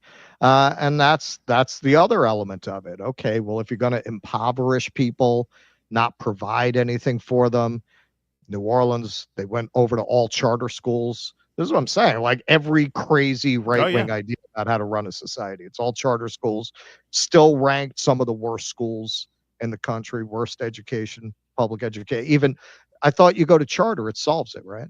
Still one of the worst educational systems. So what do? You brutalize people. You send them to Angola. You have a mostly black prison population, very often being forced to work on prisons that are literally on the old plantation grounds. We did a story about this. I think we did it on Jimmy's. The AP did a great series about how they're keeping people locked up there like Kamala Harris for the labor. They're making money off it because they're subcontracting that labor out to, you got people, they let them leave prison and go work at McDonald's. And then they got to come back to the prison. They bring them there in the prison van. This is like the old days, man. It's slavery. It's slavery under another name. This is how they've exploited the 13th Amendment, that you cannot force somebody into labor except in punishment for a crime. Louisiana is all the worst right-wing ideas that America has ever produced in a state. And if you look at a lot of what the Trump administration is trying to do, that's basically what they want for the rest of us. Yes. Well said. Well said. Now, the Medicaid cuts and the tax cuts for the rich are getting the most headlines out of this big, beautiful bill, which passed the House, and we'll see what happens in the Senate. But the American Prospect did a good write-up here, pointing out 10 items that are embedded within this bill that are equally, if not more horrifying, that are not getting that much ink spilled over them. So 10 sneaky sleeper provisions in Trump's big, beautiful bill. I want to credit the author here since this was well done here. Robert Kuttner wrote this piece. So let's take a look. In the headlines, the headlines in the budget reconciliation bill that passed the House by one vote early Thursday morning are well known. Massive tax cuts for the rich, financed by crippling program cuts in Medicaid and food stamps, raising the federal debt by $3.3 trillion over a decade, and in turn, spooking bond markets. But a lot of other mischief is buried in the fine print. Here are 10 of the worst. Crippling the courts. Okay, so this is a pretty scary one. The bill, hiding behind the premise that it is an appropriations measure, prohibits any funds from being used to carry out court orders holding executive branch officials in contempt. This is designed to enable Trump and his officials to continue defying court orders. It is almost certainly unconstitutional if courts have the nerve to say so. So I decided to elaborate a bit on this one since it's a bit complicated. Okay, so this is a blog post from Just Security called A Terrible Idea by Erwin Chemerinsky. The provision in the proposed budget reconciliation bill states no court of the United States may use appropriated funds to enforce a contempt citation for failure to comply with an injunction or temporary restraining order if no security was given when the injunction or order was issued pursuant to Federal Rule of Civil Procedure 65C, whether issued prior to, on, or subsequent to the date of enactment of this section. By its very terms, this provision is meant to limit the power of federal courts to use their contempt power. In other words, if you tell Donald Trump that he must make an attempt to return Abrego Garcia home, and he tells you to go get your fucking shine box, this limits, if not undoes, the court's capacity to hold him in contempt. It does so by relying on a relatively rarely used provision of the rules that govern civil cases in federal court.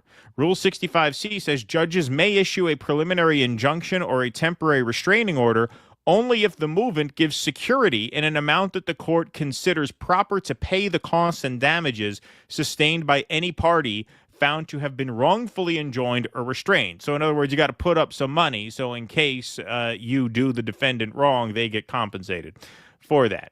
Because federal courts rarely have required plaintiffs to post bonds, it would mean that hundreds and hundreds of court orders in cases ranging from antitrust to protection of private tax information to safeguarding the Social Security Administration to school desegregation to police reform would be rendered unenforceable. Even when the government had been found to violate the Constitution, nothing could be done to enforce the injunctions against it. In fact, the greatest effect of adopting the provision would be to make countless existing judicial orders unenforceable.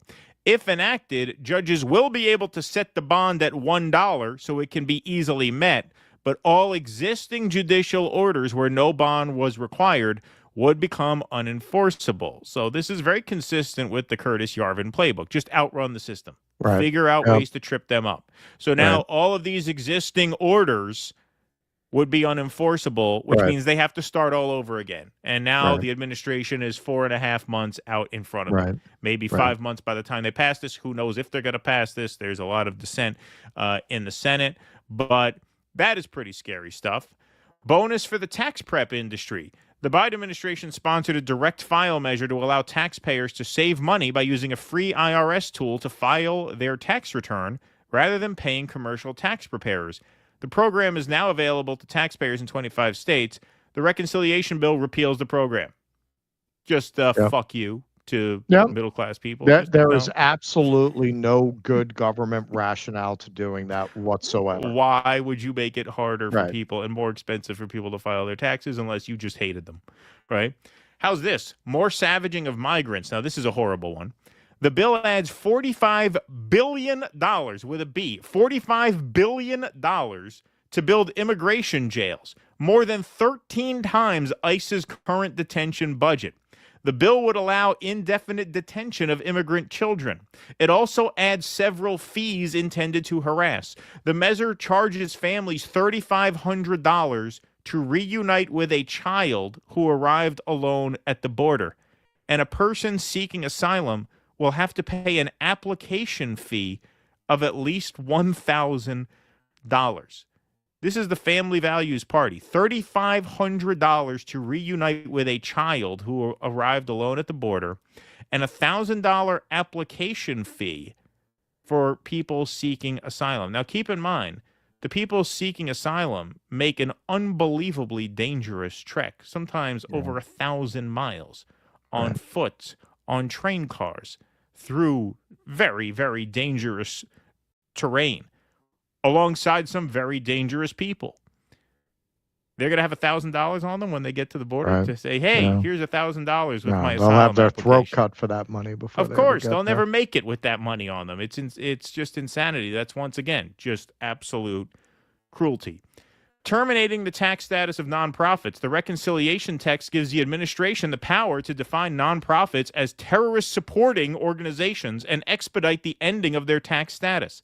This is ostensibly directed against pro-Palestinian groups, but could be used to suppress the free speech and activism of climate organizations and others. Here's another one. Who do you think? See, this is why J.D. Vance is there. Blocking state regulation of AI. The bill prohibits any state or subdivision from passing any law or regulation regulating artificial intelligence models, artificial intelligence systems, or automated decision systems, during the 10-year period beginning on the date of the enactment of this act. Wow. So no AI regulation for 10 years. It requires the repeal of any such laws already on the books. According to the lever, the language could be stretched to block efforts by local governments to regulate private equity firms and other landlords using AI software to jack up rents. We've covered that in its own segment about a year ago. Gutting the estate tax. Oh, well, look at that. As if the current exemptions were not enough, the bill raises the no tax floor to a staggering $15 million for single people and $30 million for couples in 2026. So a couple could leave $29.99 million to their heirs tax-free. As recently as 2001, 2.1% of estates paid some tax. With this change, the percentage falls to less than 0.08%. So a special tax cut for 30 millionaires, for people worth $30 million. Weakening the child tax credit. The bill nominally increases the current child tax credit from $2,000 to $2,500 per child, but it also lowers the eligibility income threshold, making millions of children ineligible. The bill also excludes from the credit 4.5 million children who have a parent without a Social Security number, but who pays taxes with a tax identification number. These children are predominantly U.S. citizens with an immigrant parent. Expanding school vouchers. The bill gives $20 billion in the form of tax credits to donors who give money to voucher schools. So, in other words, rich people who donate money to private schools for rich people get a tax break.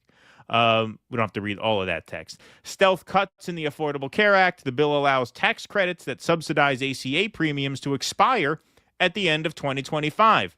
The result will be that out-of-pocket costs for insurance under the ACA will become more expensive and millions of people will lose coverage. And finally, this one is just funny. I didn't know that the Bonanno crime family had lobbyists in D.C., but apparently they do. Support for gun silencers. Buried deep in the bill is a provision that repeals the $200 excise tax on the sale of gun silencers, which have no lawful purpose other than concealing shootings. So they had to scrap that $200 tax on gun silencers. So, yeah, the big, beautiful when you bill. need to blow your neighbor's head off without anyone hearing it. Yeah, exactly. Like, what the fuck? Like, you got to repeal a tax on gun silencers? Like, what could be the possible motivation for that other than to enable criminal activity? It's cartoonishly evil. Yeah. There's just the idea, Trump is doing this for you. He's not in this for himself. It's so absurd. It's so absurd. It's the levels of comic corruption and absolute hostility to the public good on all levels. Yeah. I mean, it keeps reminding me of Caligula because, Tiberius hated the Roman people and he took Caligula by the contemporaneous accounts to Capri and basically turned him into a monster by exposing him to his own debauchery and hedonism. And Tiberius supposedly said, I am I am suckling a viper in the heart of Rome. And his whole plan was that Caligula would do what he did. Right. That's what this is reminding me of. The idea of a leader whose intention is to do everything possible to hurt the people they rule. This is some Roman kind of shit. Oh yeah, yeah. It is. You're right. It's cartoonishly evil, and good job by Robert Kuttner to find those things and dig them out, because he's right. These things have really not gotten any press because people have been understandably preoccupied with the Medicaid cuts, since that's a huge emergency, obviously. But these are terrifying as well. I mean, the disempowering of the courts is terrifying. Yeah. The migrant stuff is just sadistic and evil. An application fee of $1,000 to seek asylum status. The AI stuff is very chilling. We already know that the PayPal mafia has a lot of influence with this crowd, and of course, something that blocks AI regulation for a decade. I mean, a decade is a century in the world of computer technology advancements, right? So, I mean, you're basically just giving a blank check to these tech companies to do God knows what they have in store for us. So yeah, this is completely dystopian. and a couple of provisions in here just to make life even easier so you're doubling the floor for the estate tax exemption from 15 million to 30 million. So in other words, the person who's making 20 million, or the person with the estate worth 20 million, they're really getting squeezed by having to pay tax on what they pass down to their kids. You got to increase to 30. It's the principle. It's the principle. It is very much like aristocrats who are offended at the very idea of the peasants imposing rules on them or imposing limitations on their power. Why else would you care? Right. Why else would you care? What on earth could these people want that they can't buy when you have that level of wealth? It's the principle of the thing. The tax cuts for the rich. It's the principle of the thing. They hate you. They hate you. They hate people who are not rich. They see you as useless eaters. Yep. And they're going to do everything possible to make your life hell.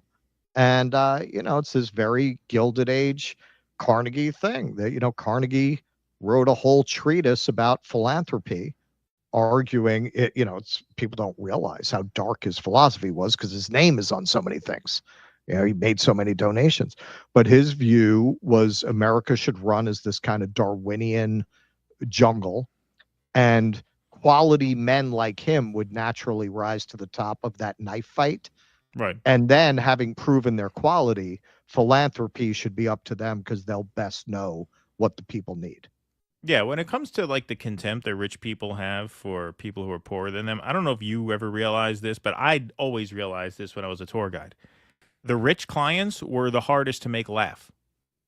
They would very rarely laugh at my jokes, the rich ones. The working class ones, the middle class ones would laugh. My jokes when I would take the RVers in from the campground, because these are, scraggly nomads, they were great crowds. They would laugh. They were so fun. The rich clients was very hard to get a laugh out of them. And that's what that's about. Very often the rich clients were insane. Oh, yeah. Clearly crazy in a way that you could only be if you don't have to answer to anybody. Oh, yeah. No, they were insane. I had this couple once. It was unbelievable. They were staying at a luxury hotel out in Williamsburg. They lived on the Upper East Side. They were having a staycation. And so something happened with their reservation at one of the luxury hotels in Williamsburg. So the booker was like, yeah, they're probably going to have to cancel. I'm like, all right, whatever. So I get a call a couple hours. Hold on, they found another luxury hotel in the area that they're going to come to. So can you take them out? I said, sure. It was a couple with 2 kids, and they were a complete nightmare. And I love kids, but they would go, they would pass the Apple store. Like, hey, we want to go in the Apple store and look around here. So the mother and father go looking at iPads. The kids are fucking running in 10 different directions. They just expect I'm supposed to wrangle them. Like, it's not my job. You're a servant, yeah. Yeah, exactly. Yeah, no. You see a lot of that too, like very dysfunctional family dynamics. Yeah. I had one family, I never forgot them, where it was clear that the father and the 2 kids walked on eggshells around this just capricious, unpredictable mother who would just, and I'd be in the middle of monologuing. she would just turn around and just walk away. Oh yeah. Like No, you, it's crazy. yeah. No, the only time I ever had rich people who were not fucked up one way or another was when they were self-made, which is Right. rarer and rarer in this country. Once in a while, I'd get somebody who made it in construction or something, Mhm. who was rich like that. Those Right. people were more normal. But yeah, the manor-born people. I had one. I had these crazy fucking Republicans from Texas, and they wanted to tour the 9/11 museum of all things. And she goes, "You know what I like about George Bush? He kept us safe." I said, and this was, normally you don't want to cross that line. I couldn't resist. I said, "Well, except for 9/11." Except for the one day. Except for this one day. Yeah. Yeah.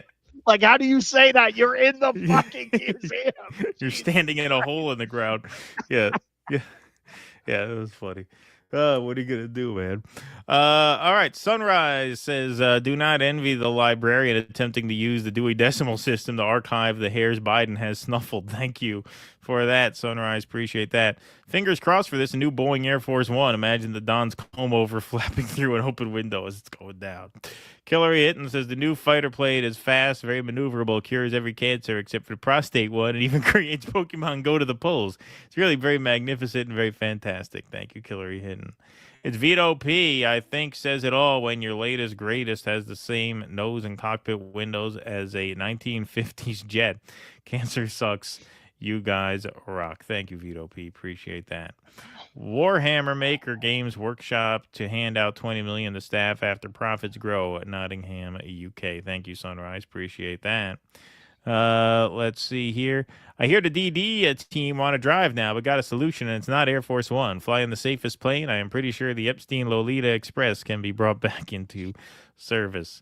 That made me cry about maybe doing a Dave segment. Happy tears. Here's an extra few dollars for cheering me up from having a rotten time recently. You guys are all right, to quote that other guy. Oh, thanks for those. No, Well, send me the thank video. you I for mean, I'm explaining. assuming I'm assuming you saw it on video. So yeah, send it to me.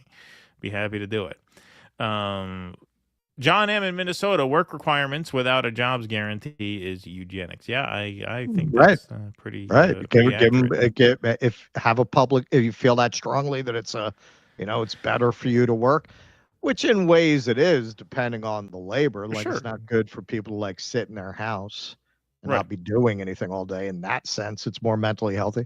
Well, then you got to prepare. There's a lot of things that need to be done in society. You need to be prepared to offer a public works project. Exactly.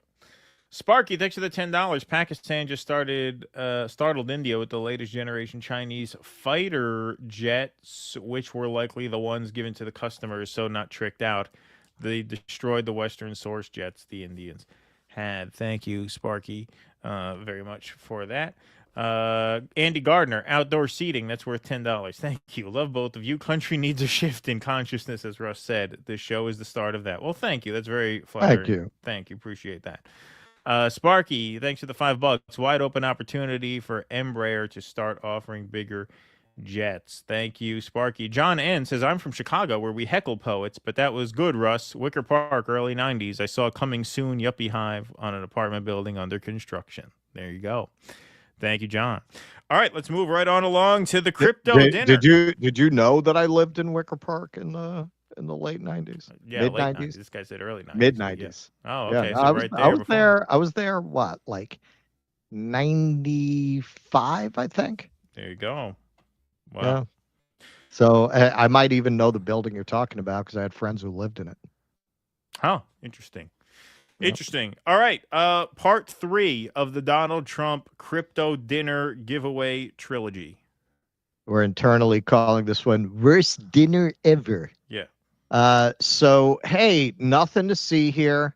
Nothing to see here. The president is a private citizen, and there's nothing corrupt about this, as Washington's favorite sugar baby, Carolyn Levitt, will explain to you. On the president's dinner tonight, will the White House commit to making a list of the attendees public so people can see who's paying for that kind of access to the president? Well, as you know, Garrett, this question has been raised with the president. I have also addressed the dinner tonight. The president is attending it in his personal time. It is not a White House dinner. It's not taking place here at the White House, but certainly I can raise that question and try to get you an answer for it. Okay, and on Okay, so he's not at all doing this in his official capacity, and yet, as you will see in this clip, he landed in the presidential helicopter and he gave his speech behind the presidential seal, which would make it an official event.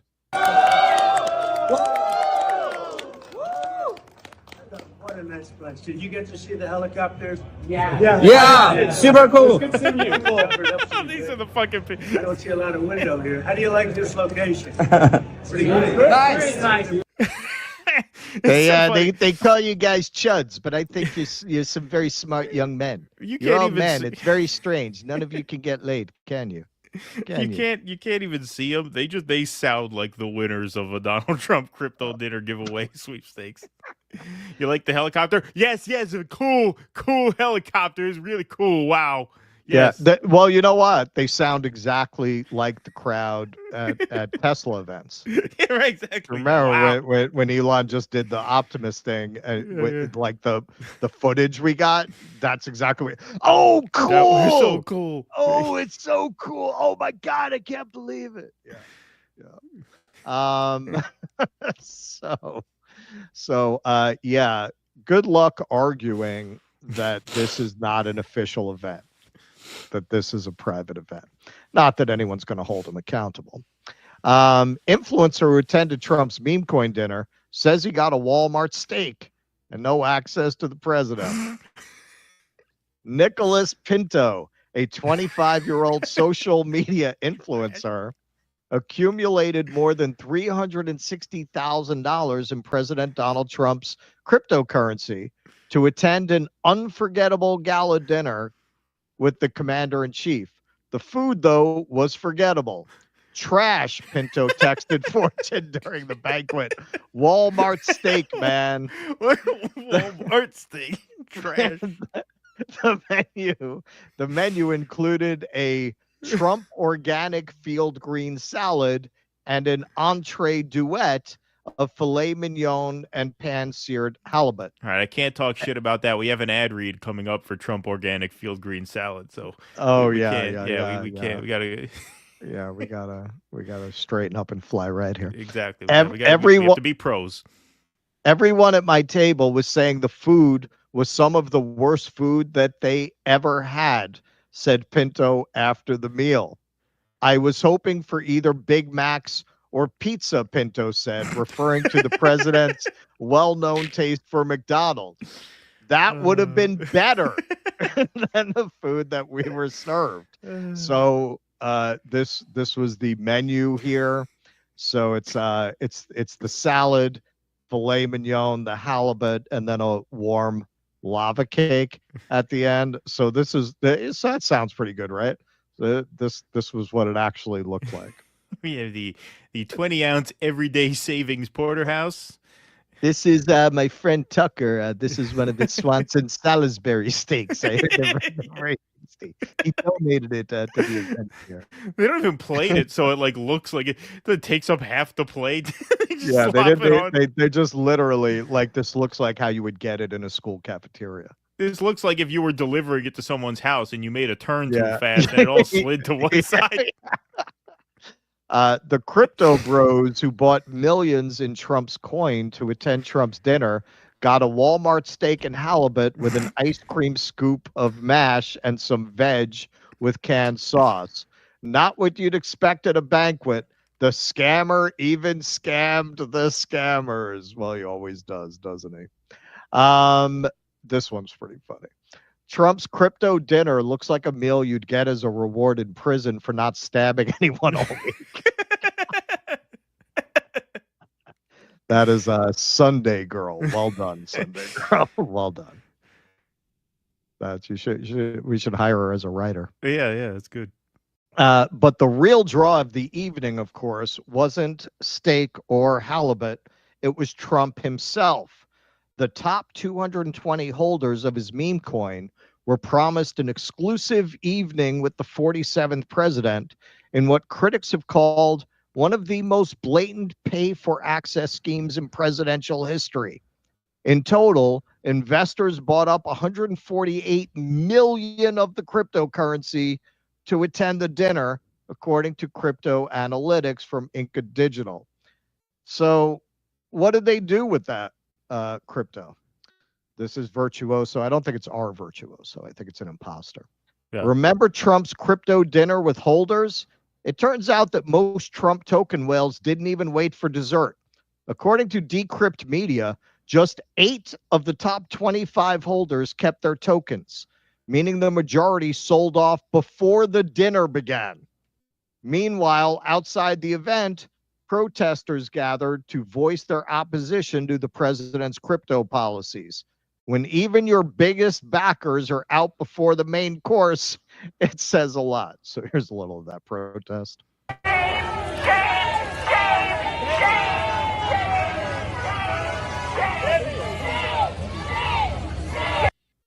It's quite a greeting they got. Quote, most of the people here are sketchy. NGL, not gonna lie, Pinto texted Fortune. Trump did appear and gave a speech, but Pinto described the president's address as pretty much like bullshit. And most guests had no access to the commander-in-chief, he said. Like even Caitlin Sinclair, the host of the dinner and an anchor on the conservative news network OAN, wasn't able to get much FaceTime with Trump. She said, "Oh, Trump didn't even give me a picture," Pinto remembered. Wow. So let's see Trump's stirring words to his fans. And if you look at the numbers over the last couple of months, a lot of industries went very bad, and they're coming back pretty rapidly. But this one was really, it's becoming a stalwart. Can you imagine? It was, a lot of people thought it would be the opposite. But it went down less and it went up more. And it's now you're hitting really high numbers today, I see.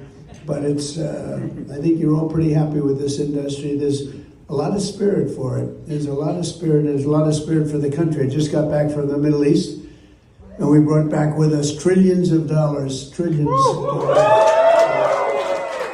Somebody said, you know, every other president, when they leave the country, they lose trillions of dollars. We brought back trillions, and the country is doing really well. We have no inflation. Costs are way down. Oil just was at $1.99, $1.98 a gallon, which you haven't seen in years. Not since me, actually, not since mine, because we had one of the most successful, financially one of the most successful presidencies in history, as you know, stock market, everything. We had a tremendous... Yeah, no, that's not a presidential event at all. Talking about what he's doing in his official capacity, doing what he usually does, just lying. Yeah, no, you watching our show right now, you could see those prices dropping, right? Right? $1.99 gas. Yeah, I'm seeing that everywhere. Yeah. $1.99 gas. No, the country's doing no inflation. That's just a lie. It's just a lie. There's no inflation. So yeah, I mean that's pretty typical of Trump's speeches. You know, I stood there in the Bronx listening to him for 2 hours. Yeah, man. I mean, most of it's like that. It's boring, it's rambling, it's self-aggrandizing, just bragging about stuff, usually not true. Supposedly the speech, he gave them basically a half an hour. Only out of 225 people who got in, only the top 25 got any actual time with them. Otherwise, you got a Walmart steak. You got some potatoes, and he was out of there, man. Like, he didn't even stay, apparently. He just came with the helicopter, gave this speech, and he left. That was it. And he was out of there. Only one person, I think, was really, really happy with how this went. Justin Sun. A crypto billionaire who feared arrest in the U.S. returns for dinner with Trump. This worked out very, very well for him. Under the Biden administration, U.S. regulators had charged Sun and several of his companies with market manipulation and offering unregistered securities.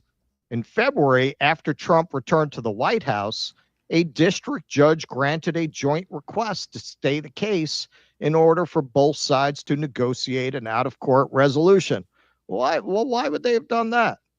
Oh, a foreign crypto billionaire feared arrest for helping criminals move billions, then dropped $23 million into Trump's meme coin to score a private dinner with him.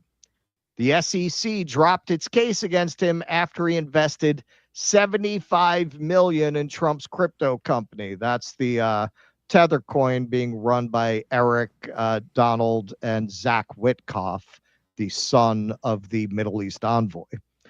These are bribes. Trump is for sale. Yeah, you think? So Justin Sun really likes to do humiliation rituals on poor people. So you remember that $6.2 million banana taped to a wall? We actually did a segment about this. He bought it and he ate it. Now, you watching this show, I want you to think about your financial situation. Now, if you're going to criticize socialism and its flaws, you've got to acknowledge that a flaw of capitalism is that it inevitably leads to outcomes like a piece of shit like this being able to do this kind of thing while you can't afford to feed your family. 全球最贵的香蕉不仅仅是一象征性的行为，与此同时更是对当代艺术和文化创新的致敬。今天的现场，我们也非常荣幸能够与各位嘉宾和媒体朋友们共同见证这个充满创意与象征意义的美好瞬间。It's an even worse deal than the Donald Trump meme some coin people in that Walmart room steak paid, special. Some people in that room paid more than he paid for that banana. Right, yeah. So he has really been promoting this. So the top 5 winners on the leaderboard got $100,000 Trump watch. Apparently, he didn't even give them the watch personally. Like he really went above and below to do as little for these people as he possibly could. But he put together a little montage to show off his new watch and his night at the Trump dinner. Now, there was music under this that I'm pretty sure was copyrighted, so I put in my own soundtrack. Your fucking retirement money. They want it back so they can give it to their criminal friends on Wall Street. And you know something? They'll get it. They'll get it all from you sooner or later because they own this fucking place. It's a big club, and you ain't in it. Yeah, I think that worked. It did. It wasn't music, but it worked. It worked. So here's he actually got to give a speech during dessert. Must have been a pretty hostile crowd after that meal. he got to give a speech. Tough room. And he got a tour of the White House. Honored to be invited to the White House by the president and to see this iconic piece, Fight, Fight, Fight, a timeless source of strength and inspiration for us. So, hey, man, if that's not bribery, I want you to tell me what it is. That this criminal miscreant bought up more Trump coin than anyone else. And he seems to be the only one that Trump didn't tell to go get his fucking shine box out of this entire event. So just to explain here what laws Trump broke, this was a pretty good summation from Skyline Report. You can look this up on X. Trump's crypto dinner wasn't just sleazy, it was likely illegal. Trump broke the law.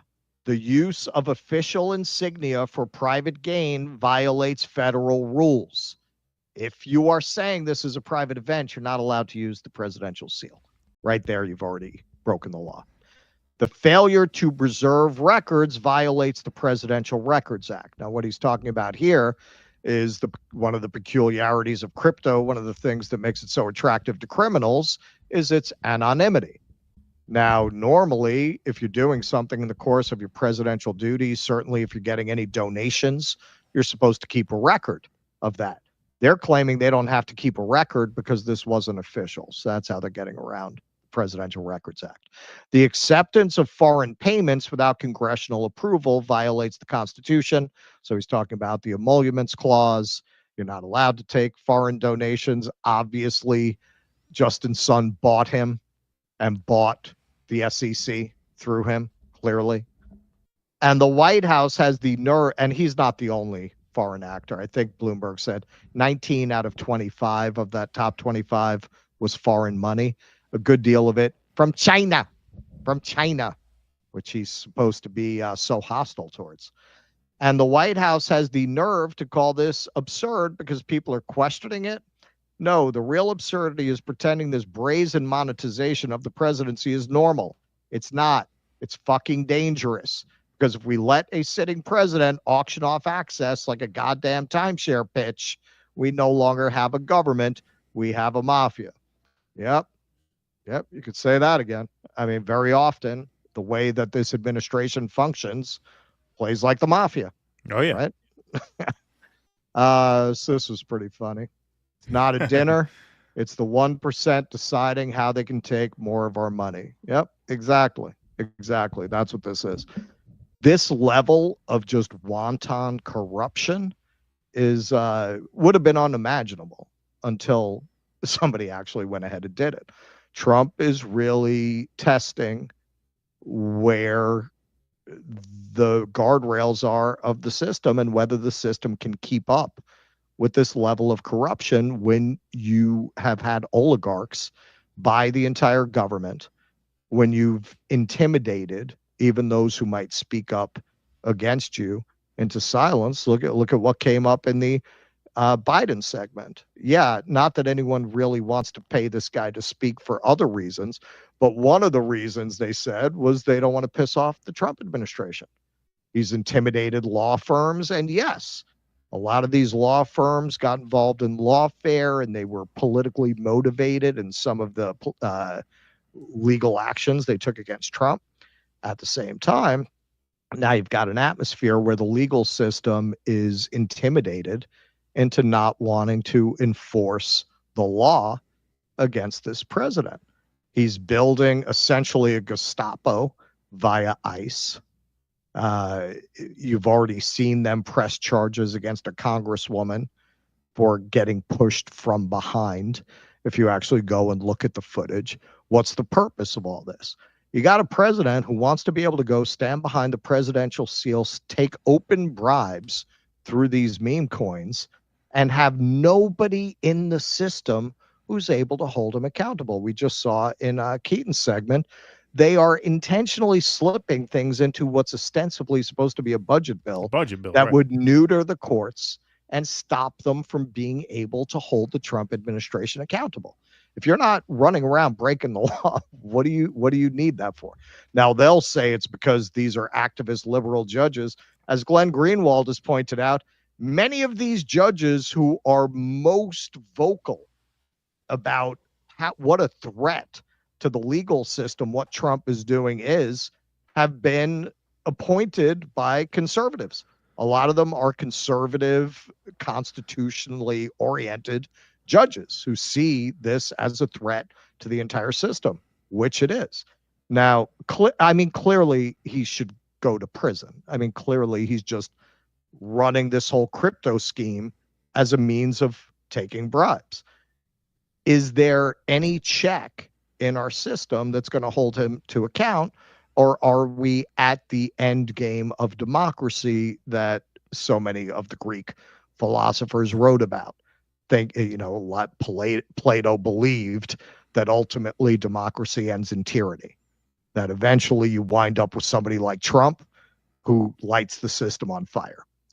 It seems that way. And he was skeptical of democracy because he felt that eventually the people will put a tyrant in power. Eventually they'll turn away from democracy and they'll empower a strong man. And here we are. Well, yeah, I mean, and look, the thing you got to remember about that is that you can't arrest and charge a sitting president. You have to go through impeachment. And, politics has become so polarized that there's no chance that anything like that would result in a removal and a conviction. And that's been true for decades. I mean, back to the Bill Clinton years. So, I think there's reason why you can't prosecute a sitting president. I think they do have certain executive privileges that others don't, for simple reason that tens of millions of people put their faith in them to execute the office. But yeah, I mean, this is pretty in your face, and it's pretty comical too. I mean, I always said Trump is like, he had hotels and casinos in Atlantic City. And I always said Trump is like the human metaphor for Atlantic City. When you would go to Atlantic City, even the last time I was there, And a lot happened between the last time I was there and the second to last time I was there when I was a kid. Economics changed. They're less dependent on gaming now than they were because people don't have as much money to game, and so other shit is more expensive. It used to be you get a great deal on everything there because they rip you off at the fucking blackjack table. Right. Anyway, long story short, you get to Atlantic City, you think, all right, this is going to be kind of a trashy, decadent, but at least fun and enjoyable time, right? The buffet is going to be good. No, nothing's good. Everything sucks. Everything is miserable from the time you get there to the time you leave. And that's the way Trump is. That's the way these Trump events are. His speeches, most of the time you look at a speech, every once in a while he nails it and he's got the crowd in the palm of his hand. Yeah. Most of the time you look at the crowd reaction to these Trump speeches, they're sitting there like, what's he on about now? What? Like, it's just not as advertised, but that's what makes him the ultimate American for this moment is he could sell a pile of dog shit better than anybody. And that's how you get to the top in America. Yep.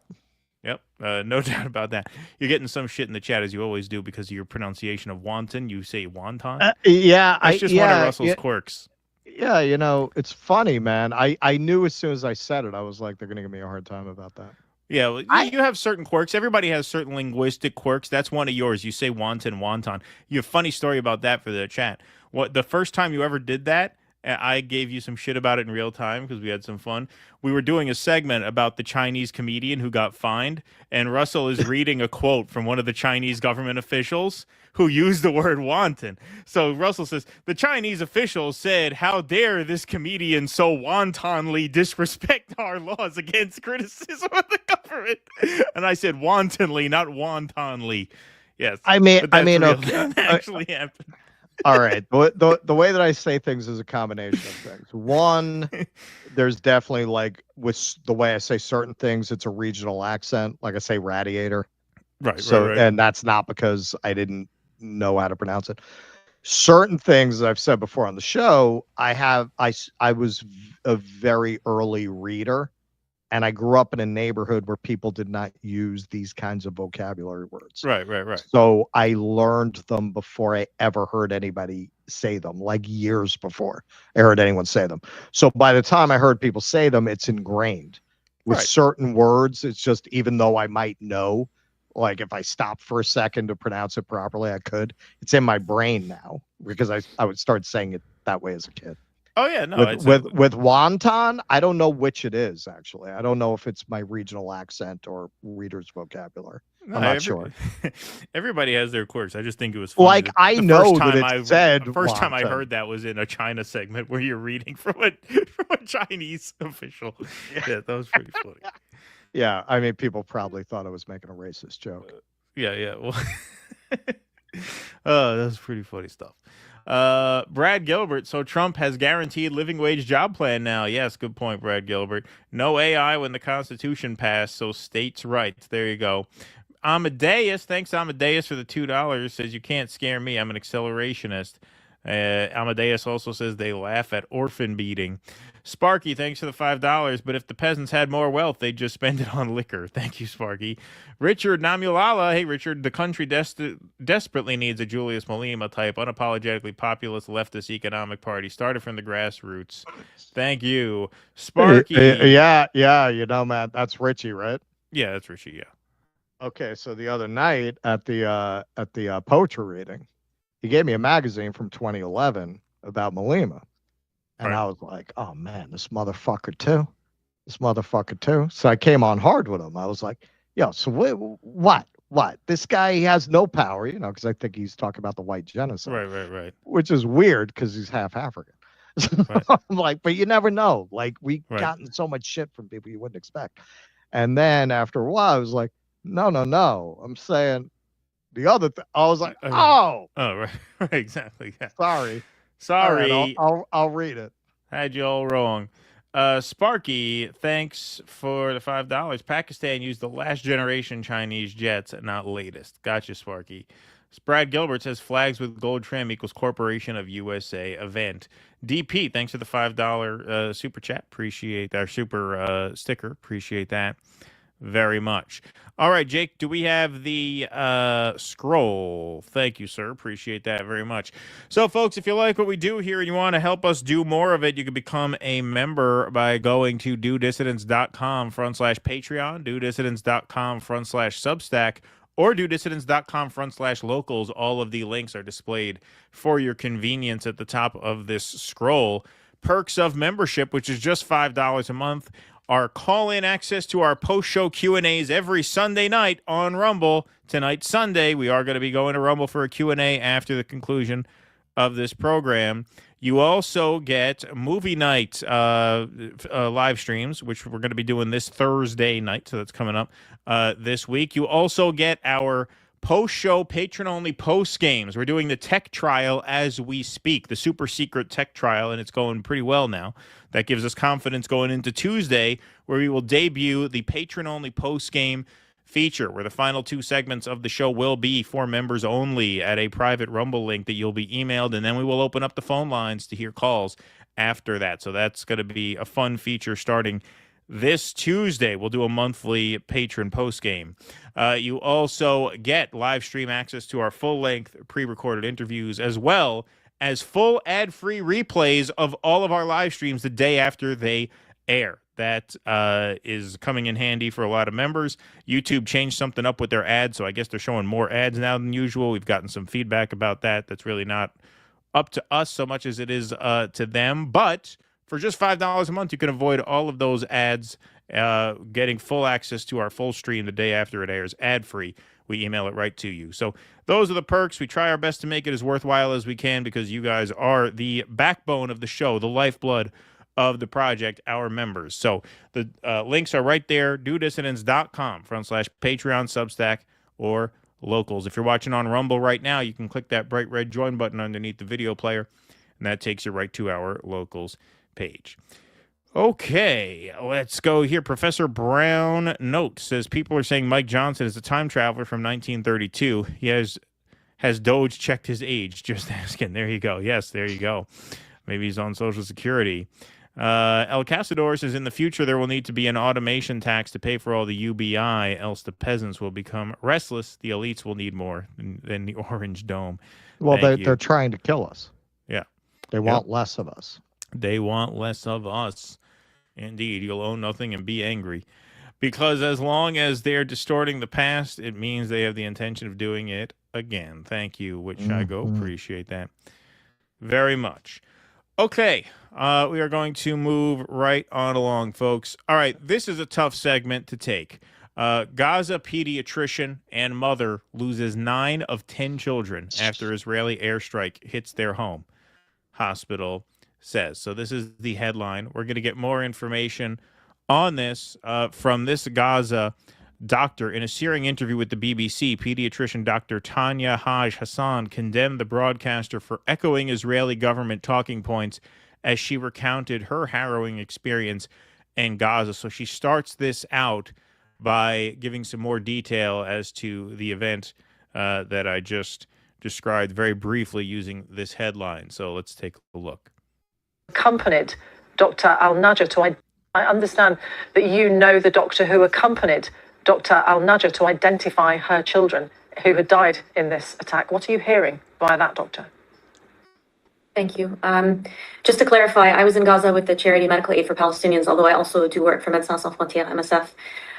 So Dr. Ala worked in the emergency department of Al-Nasser Hospital, or works in the emergency department of Nasser Hospital. She was on call the day that her children were killed yesterday. She was taken to the hospital by her husband, also a physician, to work in the pediatric emergency department. Her husband went home, and my understanding from her colleagues, my colleagues in the building where we all worked, including Dr. Ala, is that as soon as her husband got home to be with the children while his wife was at work on call in the emergency department, the home was struck. Dr. Ala received word that her children's bodies were brought to the hospital. So she went down with my colleague to identify the bodies, and my colleague and friend, an intensive care doctor who was with Dr. Ala, told me that she couldn't look at the bodies, that they were charred and disfigured and dismembered beyond recognition. And you know, this is a systematic pattern. Okay, so it is a systematic pattern. if this were not a systematic pattern, if this were an isolated incident in a normal, sane society, one story like this should shock the conscience of the entire nation, and we should demand an immediate stop to this. But it's not an isolated incident. As the doctor mentions here, this is part of a systematic pattern, an attack on healthcare workers. Notice this woman's husband was a healthcare worker as well, right? Now, I know what the defense is going to be. Well, he was a combatant. Well, it doesn't seem like he was a combatant. It seems like he was a physician at this hospital, which lends a lot of credibility to something that people have been saying a long time, which is that hospital workers, healthcare workers are being targeted. Because it's a genocide. Because it's a genocide. Exactly. There's a group of renowned documentary makers who made a documentary commissioned by the BBC on attacks on healthcare called Medics Under Fire. The production's been delayed several months, and I would really like to urge the BBC to push for its release as soon as possible. This needs to be documented. Okay, so this interview, I should have mentioned this. This is on the BBC. So she's calling out the network on the network. This needs to be made public. People need to understand that civilians, their families, healthcare workers are being intentionally and deliberately killed. And Dr. Hassan, I just want to say, I'm not privy to the reasons why that documentary hasn't been released, as you say. Let me just repeat what you probably heard me say, that the IDF have said in their statement regarding this attack in Khan Yunis. They've said that the IDF evacuated civilians from this area for their own safety, and they are now reviewing the claim, as they put it, regarding harm to uninvolved civilians. You've been a pediatrician for a long time. Yes. How would you characterise, if you can, and I can hear the distress in your voice, how would you characterise what you're seeing in Gaza when you go there to work? So first of all, in response to that retort or that supposed justification, we've been hearing these for 19 months, and half of the time they're lies and they're subsequently debunked. We know there are lies, and the rest of the time, frankly, they're just preposterous. 35 of 36 hospitals in Gaza have been targeted. The hospital I was working in, the same hospital that Dr. Alaa was working in, was hit with a drone strike while I was there. Just the floor above me, killing 2 patients and injuring several others. It has been hit twice since then. So twice since March 23rd, that same hospital has been hit. My colleague, who I just mentioned to you from the pediatric intensive care unit, called me and it left me messages in tears telling me that the ICU is full. In fact, I can read her message to you. She says, the terror is all night and all day, continuous fear. She herself lost half of her family, her sister and her entire sister's family recently. She said, we miss our loved ones and don't even know how to grieve for them. We don't have time to grieve. So to hear even airtime being given to these preposterous justifications by the Israeli spokespeople, when every single credible human rights organization, every single credible humanitarian organization is coming on delivering the same consistent message, saying this is consistent with genocide, saying that these are crimes against humanity, saying that civilian and humanitarian infrastructure is repeatedly and systematically targeted.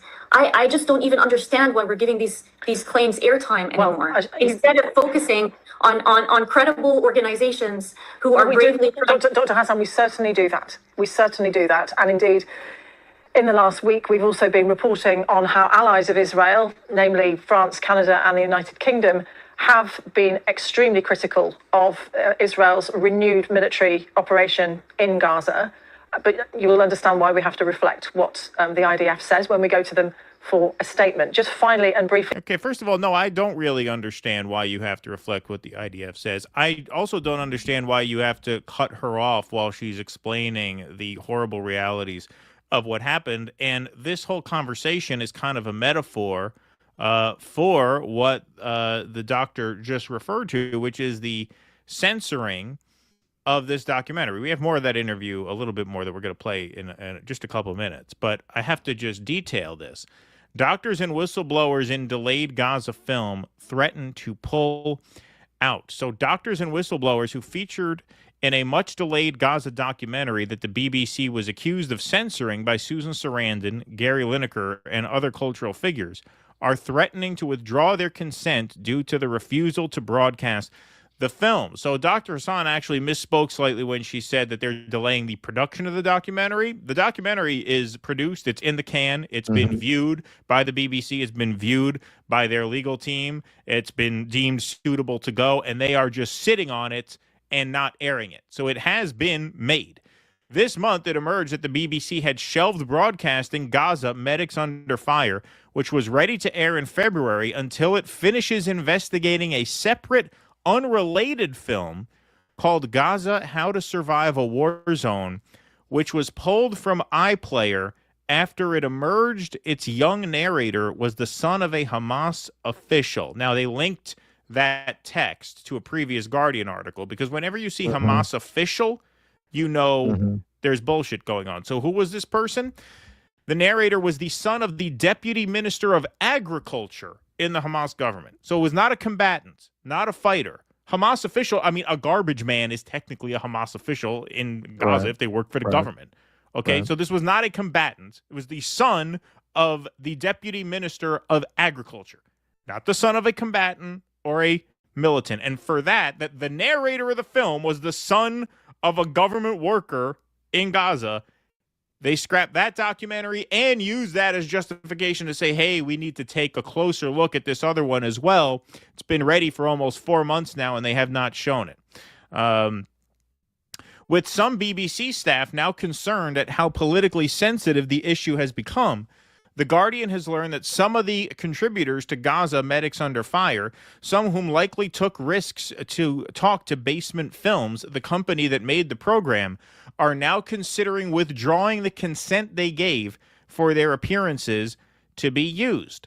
In addition, other broadcasters and platforms have offered to air the documentary instead, but that move has been vetoed by the corporation. So I did some further research into this. I couldn't find details, and the BBC probably keeps this information private. But just like any film studio, the BBC can choose to option a script or a film. So an option is basically if you're a screenwriter and you write a Frankenstein script and Paramount likes it, but they're not sure they can get it made, they'll give the screenwriter $100,000 to option it for a year, meaning they will have exclusive production rights to that screenplay for 1 year. So if they don't make it in a year, you still get paid the $100,000, and then you could shop it somewhere else. That's probably the arrangement that they have here. They probably own the film for a certain period of time, which means they have exclusive broadcast privileges, and they're sitting on it, which not only prevents it from being seen on the BBC, but because they have those rights for the time being, which is my assumption based on the article. I haven't seen this in writing, but this seems to be the kind of deal that it is. Nobody can see it, because they can't release it to another broadcasting company, which means nobody gets to watch it. Let's see. Meanwhile, in response to the BBC's decision to continue delaying its Medics film, Basement Films, which was founded by a former editor of Channel 4 News, Ben DePere, is now running films from other doctors in Gaza on its social media. A spokesperson for Basement Films says, "We apologize again to those who trusted us with their stories. Understandably, many of the contributors and those who filmed for us in Gaza are starting to reconsider their consent for the film. Now it is months delayed, despite being signed off and lauded by some senior management at BBC News." So, yeah, it's a horrible break for this film company because they are kind of stuck answering to the people who risked great personal harm to be a part of this film. Now this film is being sat on, and there's nothing they can do about it. But the BBC anchor here insists that she has a responsibility to give the IDF side of the story, as if she's being even-handed. You're not being even-handed. First of all, you barely let her get a sentence out when she is talking about the horror that happened. You interrupt saying, "Now, just so you know, the IDF says none of what you're saying is true." But look at big picture. They censored a documentary about this very issue, about medics under fire in Gaza. They've been sitting on it for almost 4 months. And just a few days ago, you had a pediatrician have 9 bodies of her own kids brought to her hospital. Think of the just unimaginable horror of that. Yeah. All right. You know, theoretically, in terms of what journalists are supposed to do, she's not wrong per se. but would she do that if this were a story about Russia and Ukraine? Exactly. Would she do that if this was a story about China? Right. Certainly not. So they don't play by those rules. If they did, the public might still respect them. Exactly. I thought the same exact thing. When they're interviewing someone who, you know, supports, you know, funding Ukraine, and they talk about the war crimes committed by Putin in Russia, does she cut them off and say, now the Russian Ministry of Defense says that's not true? No, and she never would. Never would. Oops, sorry. I muted that here. What's the most pressing thing that Gaza needs in medical terms? An end to the bombing, and of course accountability for all of these crimes, including the complicity of countries, of institutions, of individual politicians who have been allowing this to continue for 19 months. When we've experienced genocides of the past, and we've avowed as a people to say we're not going to allow these things to happen again, and yet we've allowed them to happen for 19 consecutive months now. Well, it's incumbent upon me, of course, to say that the Israeli government continues to state that genocidal acts are not taking place in Gaza. You don't ask the perpetrator, the perpetrator of genocide. We have to ask the Israeli, Dr. Hassan, we have to ask the Israeli government for their response to these things. And that is, as you know, you don't have to repeatedly that's not going to age well. Yeah. No, well, that's true too.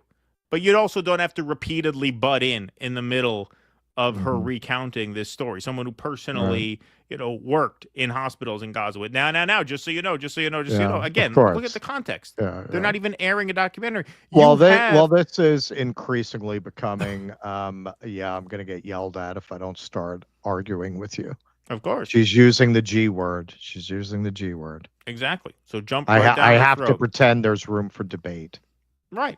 Exactly. You could say at the end, I'm obligated to say the IDF refutes these claims if you have to say it. And again, you wouldn't say it in any other context. But if you have to say it, you say it then. You don't cut her off 3 times in the context of censorship of a documentary addressing this very issue. Sorry to talk across you, but as you know, that is the response they give, and that is what we are I would reflecting. appreciate it if you also, in addition to that response, mentioned that Amnesty International, Doctors Without Borders, Human Rights Watch, the International Court of Justice would all beg to differ. And also, we have reported as well, in only March, we reported on a number of instances whereby UN officials, including the Special Rapporteur to Gaza, have described genocidal acts as taking place, and we have reported that.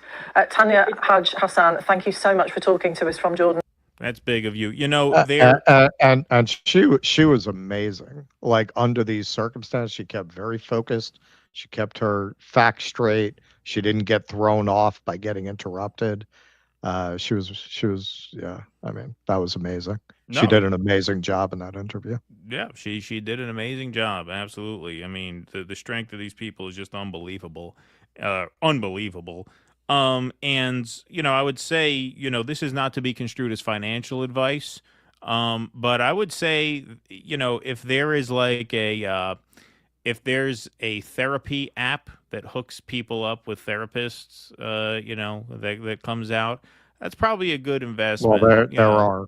I'm sure there are many of them. I'm sure there are many of them. That might be a good investment because a lot of people like that news anchor are gonna be in need of serious psychological help sooner than later. I think when history is written and it's as obvious to people in retrospect as it should be now, there are a lot of people who are going to have to ask themselves, wow, to not piss off the boss, I had to harangue this doctor, this incredibly brave woman who risks her life on a routine basis going to hospitals to treat people while the floor above them is being hit with a missile. I really had to fucking cut her off 3 times to remind her that the Nazi IDF refutes her claims based on no evidence whatsoever. Like, you know, this is gonna be hard. You know, I'm trying to get during my hosting gig, I won't name the name, that wouldn't be proper, but I'm trying to get someone who can speak to the effects of trauma and parenting and childhood and the psychological effects of going through this, both going through it for real, as in being there physically, but also on the periphery of this Gaza issue. the psychological trauma it's inflicting on everybody who pays a modicum of focus to this, including these fucking hack anchors and hosts who just carry water for Israel. You know, these people, they're just hair and makeup. That's all they are. I don't think they have any convictions. At some point, it's going to get to them. And I think the whole world is going to have a crisis of conscience about this very soon. Hey, if Bono's speaking out, we're close. Well, it's not just a question of them personally being affected by it because suddenly they grow a conscience in the midst of their lifelong careerism. They're going to wind up being so socially maligned and ostracized as boomers who grew up in a world where to question Israel was synonymous with anti-Semitism, and ABC would do the 30th anniversary special with Babs there hosting. We're not living in that world anymore. Those people are going to die. And the younger generation overwhelmingly sees what's going on here. And in the end, these people are going to be accountable. Look, I mean, just like the whole cable news thing that's on life support, all these people, fucking Joe and Mika, all these disgusting creeps, they're going to wind up being mocked at best and really, really picked apart for their crimes at worst. And I think particularly when you get people who stuck their necks out to defend Israel in this moment, they're not going to be welcome in polite society eventually if they live long enough to see it. Yep, I agree. Okay, let's see here. Where are we at here? Brad Gilbert. No, got that one. Okay. Oops, sorry. Got a lot of chat. Thank you for your generosity tonight. A lot of super chats to sort through here. Louise Brooks, thank you for the $10. The Clintons sold access through the Clinton Foundation and all the scams Biden ran. To me, it's all the same. Trump just doesn't care. One big club, and we ain't in it. Well, yeah, and but you also have to say, like, crypto makes it especially funny and especially transparent. I mean, that whole industry was tailor-made for this. Yeah. It's ridiculous. Like, it's funny because in 2019, Trump, without the all caps and all that stuff, like he always did a little bit of that, but he did a very cogent little tweet storm, very rationally explaining the problems with crypto and how it can be misused and how it allows for criminal activity. And, basically how it's funny money. He didn't use that term, but that's basically what he said. And Justin Sun responded to him and said, Mr. President, I hope I could sit down and explain this to you. And who knows, man, maybe he did sit down with Justin Sun. Justin Sun said, listen, you put your name on coin, you can make billion, no accountability. Right, exactly. I mean, it's tailor-made for him. Mark Pugliese, thanks for the $5. Boys, don't get that president doesn't know much. I don't get that a president doesn't have to know as much as I do. Oh, well, that is reality, my friend. J.M. Barbarossa, thanks for the $2. Trump is a Cataline. His coup was lesson for Caesar. Oh, thank you. Skelvin Knight, thanks for the $20. Appreciate that. Have you guys talked shit on Bono yet? Not yet. Coming up next. You didn't miss it. Don't worry. Alex Dasleave, sorry. Does Russell impersonate Archie Bunker since he stole his chair? Oh, hey, eat it. Look at his meathead over here. Well, yeah, there you go. It's a rental. It's not my chair. It's not his chair. Jolly Man, Big Boy, thanks for the $5. Ever see the scenes he rents from Archie Bunker? As Archie Bunker's apartment. Yeah. I stole this from the Smithsonian. Yeah. Jolly Man, Big Boy, thanks for the $5. Says, ever see the scenes from Boardwalk Empire where Al Capone is in a room full of his own brown nosers? That's what the dinner reminded me of. Yeah, good one. Thank you. Richard Namulala, Israel is a capo Sonder commando run state. Thank you for that. Fat, not so fat, thanks to the $4.99. Ukraine attempted to kill Putin with a drone strike yesterday. Zelensky regime is quite bold. We are marching towards Armageddon. Hopefully, rationality prevails. Thank you, Fat, not so fat.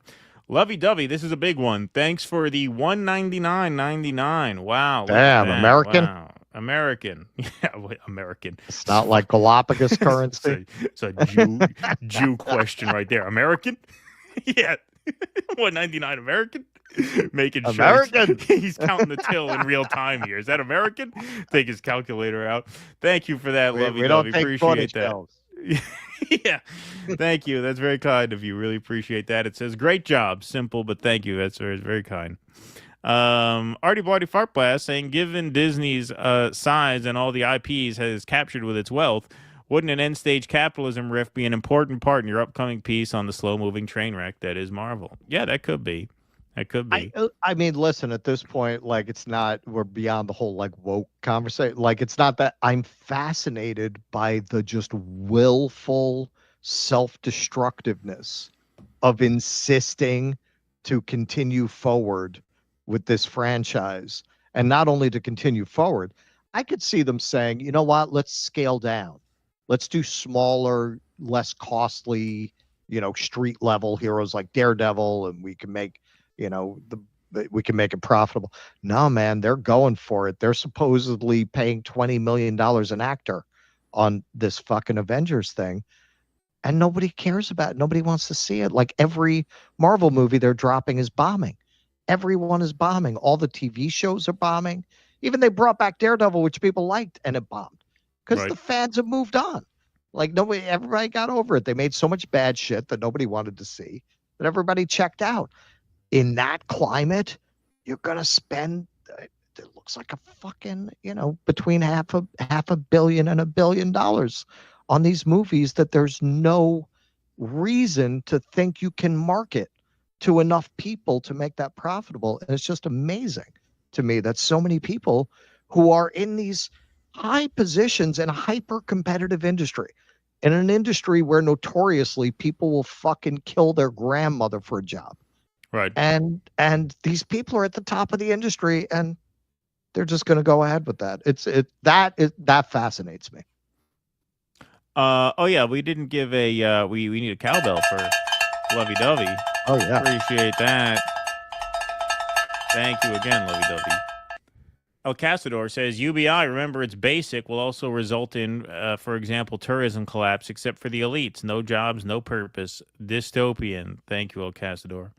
On this Memorial Day, we remember those who gave their life for this country. Thank you, Jeffrey Epstein. The Due Dissidents community will always honor your sacrifice. Thank you for that. Ken Texican, as part of the Y'all from Cleveland post, Second Amendment versus weird closet fetishes, you can have your pizza without the roasted squirrel brain topping. Thanks, Ken Texican, for the $51. Appreciate that. Appreciate that. Thank you very much. Simplistic Linguistic, LOL, Keaton's radicalizing moment was some rich guy didn't laugh at his joke on a tour he was giving. Yeah. No, I was radicalized before that, believe me, but that was an example. Yes, you didn't think that was funny, huh? Well, who's laughing when your head's in the guillotine? Thank you. Appreciate that. So sleeping on a sidewalk has more legal consequences than creating unsafe planes on purpose that killed people than murdering whistleblowers. God bless Scam America. Thank you very much. Appreciate it. Things get very, very dangerous up in this joint. That's right. That's right. Okay, let's move on to Bono. I was just reading before we move on. Okay, we never got to covering the Denver airport, which also had one of these terrifying outages where they lost touch with the planes. I was just reading another story out of LaGuardia, which actually is one of only 25 airports in America that has modern equipment.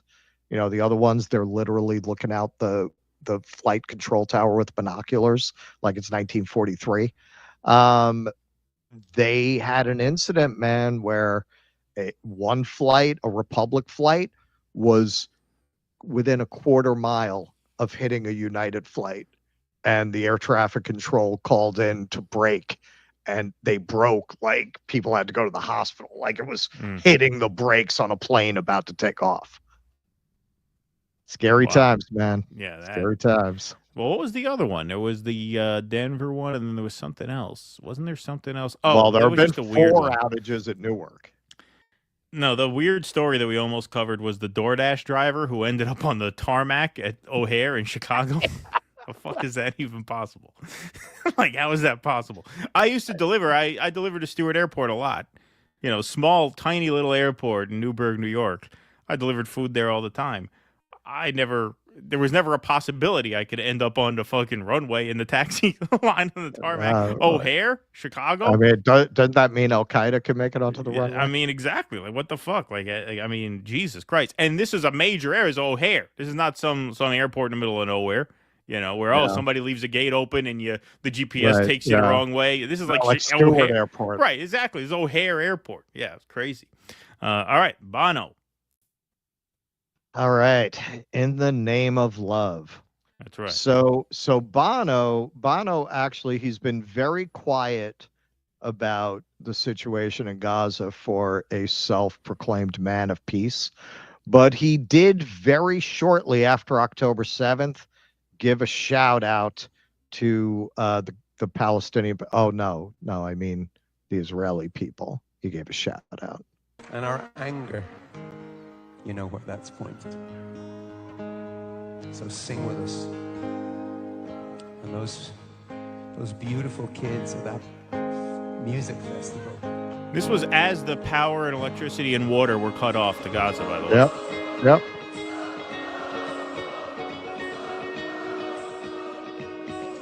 Early morning, October 7th, as the sun is rising in the desert sky, stars of David, they took your life, but they could not take your pride. Could not take your pride. Could not take your pride. Could not take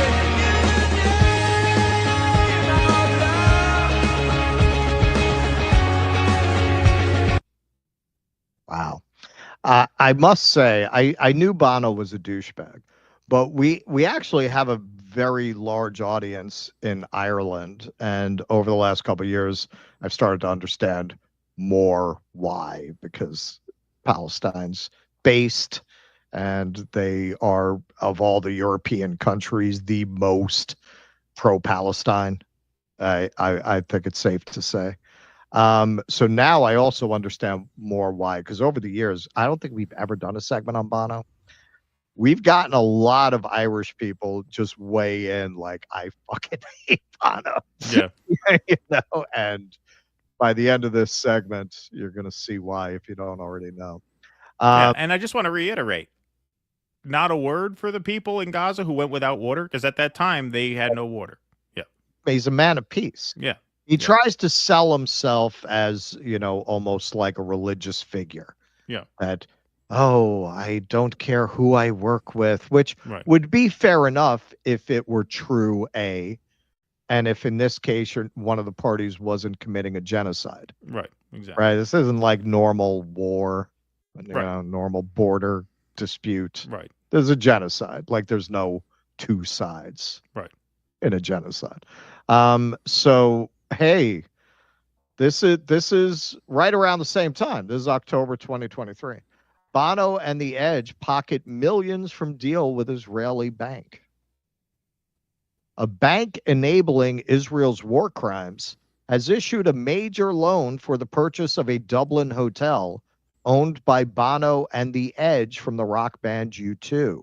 The loan, worth more than $45 million, was announced this week at a time when the death toll resulting from Israel's latest bombardment of Gaza is rising rapidly. The deal means that U2, a group that constantly preaches about peace and nonviolence, is now tangled up with a bank profiting from Israel's violations of international law. Bank Leumi has been listed in a UN database of firms profiting from Israel's colonization of Palestinian land. It has financed a large number of projects and settlements which Israel is building in the occupied West Bank, including East Jerusalem. Under the Fourth Geneva Convention, the construction and expansion of those settlements amount to war crimes. Known as the Clarence, the hotel, owned by Bono and The Edge since 1992, is being fully bought by Paddy McKillen Jr. and Matt Ryan, hot shots in Dublin's restaurant and entertainment scene, thanks to the Leumi loan. So if you happen to be in Ireland, If you're watching our show, you're probably already boycotting this place. But needless to say, do not give any money to the Clarence. Now, okay, so to be clear, it was a loan from this bank that financed the purchase. But really, if you are of principle, as many, many, many, many Irish musicians are, as you will see not only in this segment, but on the intermission, I gave the whole intermission to a segment that the Irish Times did about all the Irish musicians pulling out of the South by Southwest Festival. Right. Now, those guys, some of those guys, they don't have labels, man. Like, that's a big deal to go to South by Southwest. You can't turn down your Bono and the Edge. You can't turn down money. Can't be like, no, that's dirty money. That's blood money. I don't want it if that's where it's coming from. So Bono calls for Israel to be released from Benjamin Netanyahu in plea to stop war. The U2 frontman's comments mark the first time the human rights activist has publicly spoken out against the Israeli prime minister since the war started. So this is what he had to say. Hamas, release the hostages. Stop the war. Israel, be released from Benjamin Netanyahu and the far-right fundamentalists that twist your sacred texts. Believing in the possibilities of peace was then and is now a rebellious act. And some would say a ridiculous one, to believe peace was attainable between your country and ours, between our... Okay, just to be clear for anyone who doesn't know, these awards, the Ivor Awards, they're the first Irish band to ever receive these awards. Usually they go to British. So he's speaking to the British about the peace that was made with Ireland. Also, does he have a guitar player just follow him wherever he goes, no matter the context? Because it doesn't seem like this is a band speaking at a podium. He's got ding, ding, ding, ding, ding, ding in the background. It's pretty funny. It's like South Park. You, minstrel. He just come brings here, a guitar come player hither. wherever he goes. ridiculous idea. That's like Monty Python and the Holy Grail. Yeah, creates that's someone with a couple of coconuts. In the most intractable situations, and Lord knows there's a few of them out there right now. Hamas, release the hostages. Stop the war. Israel, be released from Benjamin Netanyahu and the far-right fundamentalists yeah, it's all their that fault. twist your sacred texts. All their fault. All of you, protect our aid workers. They are the best of us.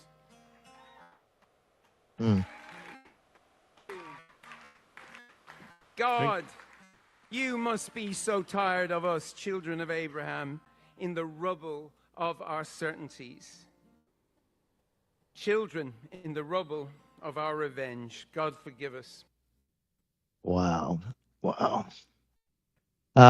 He's almost like a mockery of the character of the Irish people, as I've come to know it. So Manny Quinn and the Mighty Hornet says, you can see how the West, even fucking Bono, is gingerly trying to pin the entire genocide on Netanyahu. It's not just Netanyahu. It's the entire Israeli mindset which supports this bloodlust. It's Zionism, and it will never end until all traces of this ideology are crushed. Yes, and Max, to that point, posted this. New Penn State poll confirms Jewish Israeli society is comprehensively fascist, completely unredeemable, and a dire threat to humanity. So this is what the poll found. 82% support the forced expulsion of residents of Gaza. 82% of Israeli society. This is what you have to remember. You cannot, on the one hand, claim that Israel is the only democracy in the Middle East and then separate the elected leaders of the country from the people who elected him. Not a fluke. He just got into politics. He's in Israeli politics for 30 years. How does this guy keep getting elected if Israelis don't like what he stands for? Right. 56% support the forced expulsion of Arab citizens of Israel. Of Israel. Now they keep telling us What do you mean it's an apartheid state? We have Arabs, which they don't tell you they don't have the same rights as Jews within that state. But on top of that, 56% want to expel them anyway. Right. 47% believe the Israeli army should act like the biblical Israelites under Joshua in Jericho, killing all inhabitants of a conquered city. It's pretty sick, man. 65% believe in a modern-day incarnation of Amalek, a biblical enemy of the Jews. 93% of those who believe in Amalek believe the biblical command to erase Amalek still applies today. And I want you to remember, Benjamin Netanyahu literally invoked Amalek in a speech last year. Yep. 69% of secular Israelis support expelling Gaza's population. That's secular Israelis. And 31% support mimicking the biblical destruction of Jericho. Just 9% of men under 40 oppose all genocide scenarios for Palestinians. 9%. Only 9%. This is a people for whom the genocide and pogroms are core to their self perception and identity, right? Like, it's not just the Holocaust. I mean, if you grow up Jewish, it's Passover, it's the bondage in Egypt, it's the exile, it's all that, it's Babylon, it's constant stories of living under oppressive regimes that attempt to commit genocide.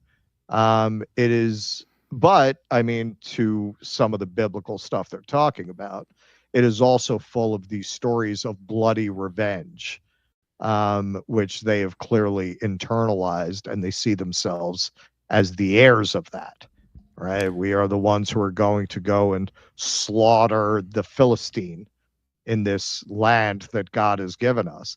Now, I don't want to hear shit from anyone who's Zionist or Israel supporting about Muslim Sharia law. I don't want to hear shit about it.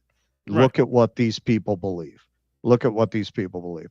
I would wait, based on those numbers, you have more Israelis who are committed to a biblical vision of slaughter and violence than you will find in any part of the Muslim world.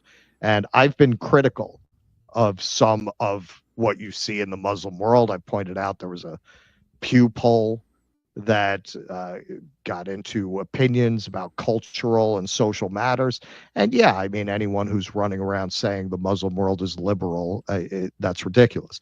My opinion on that has always been, nonetheless, your country, your rules, man. I mean, it's not really our business to go and impose our ideas in your country.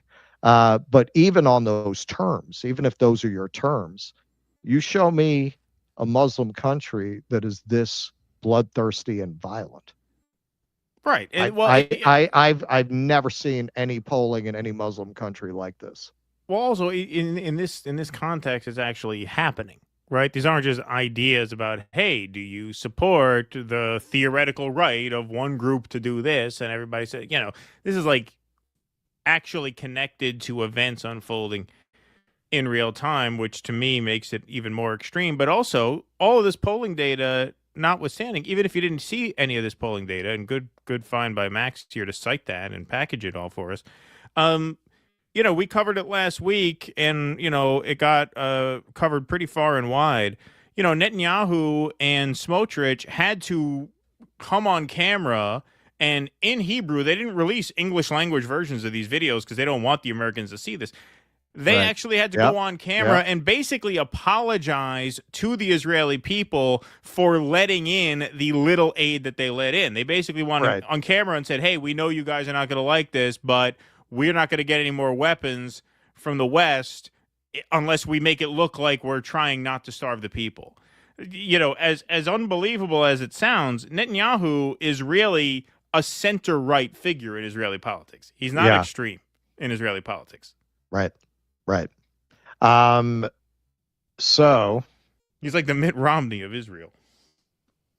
So this is, and don't start blowing up Bill Bad Body's X. This is taking the piss, as our friends in Ireland say. Fair play to Bono for being the first Irish artist to call out Israel. Hopefully others will now find the courage to speak out. Well done with that dry Irish humor. Yes. Hey, Aaron doesn't have to use AI to find out what he's going to look like when he gets a little older. That's his brother Daniel Mate. And this was a fundraiser in Ireland done by Irish musicians, fundraiser for Doctors Without Borders, and he was a guest streaming from New York. And Irish Rockers, this is a webpage where you can find all songs supporting Palestine and Gaza from Irish artists. Irish artists boycott South by Southwest. All 10 bands that were listed as official Ireland showcased artists at 2024 South by Southwest Festival in Austin, Texas, canceled their official showcase shows after the festival's links with the U.S. Army and defense companies emerged in protest of the U.S. Army support for Israel in their brutal war on Gaza. The 10 artists are Kneecap, Sprints, Soda Blonde, Gavin James, Robert Grace, Mick Flannery, Chalk, Gurriers, Cardinals, and New Dad. Northern Irish-funded artists Enola Gay, Conquer White, and Riva also canceled. So it's really just ironic that Ireland produced Bono, because it really is the most pro-Palestine country in Europe. So pro-Palestine that they've embraced the name Palestinian. Irish pro-Palestine activists embraced Palestinian term as badge of honor. It was originally intended as an insult from Israelis. And one user, I think, sums up the feelings of Irish people about Bono. Bono is a pox, ancient Irish proverb. Now, he's been at this for quite a long time. Here's Bono with W, who he expressed great fondness for. It took a lot of photo ops with George Bush. Here he is with Madeleine Albright, who literally, when she was asked if it was worth $500,000 Iraqi children, said that the invasion was worth $500,000 Iraqi children without even blinking. Right. Like she didn't even pause. Like real psychotic moment. And here he is getting a medal from none other than Genocide Joe, getting the Presidential Medal of Freedom shortly before Biden left office.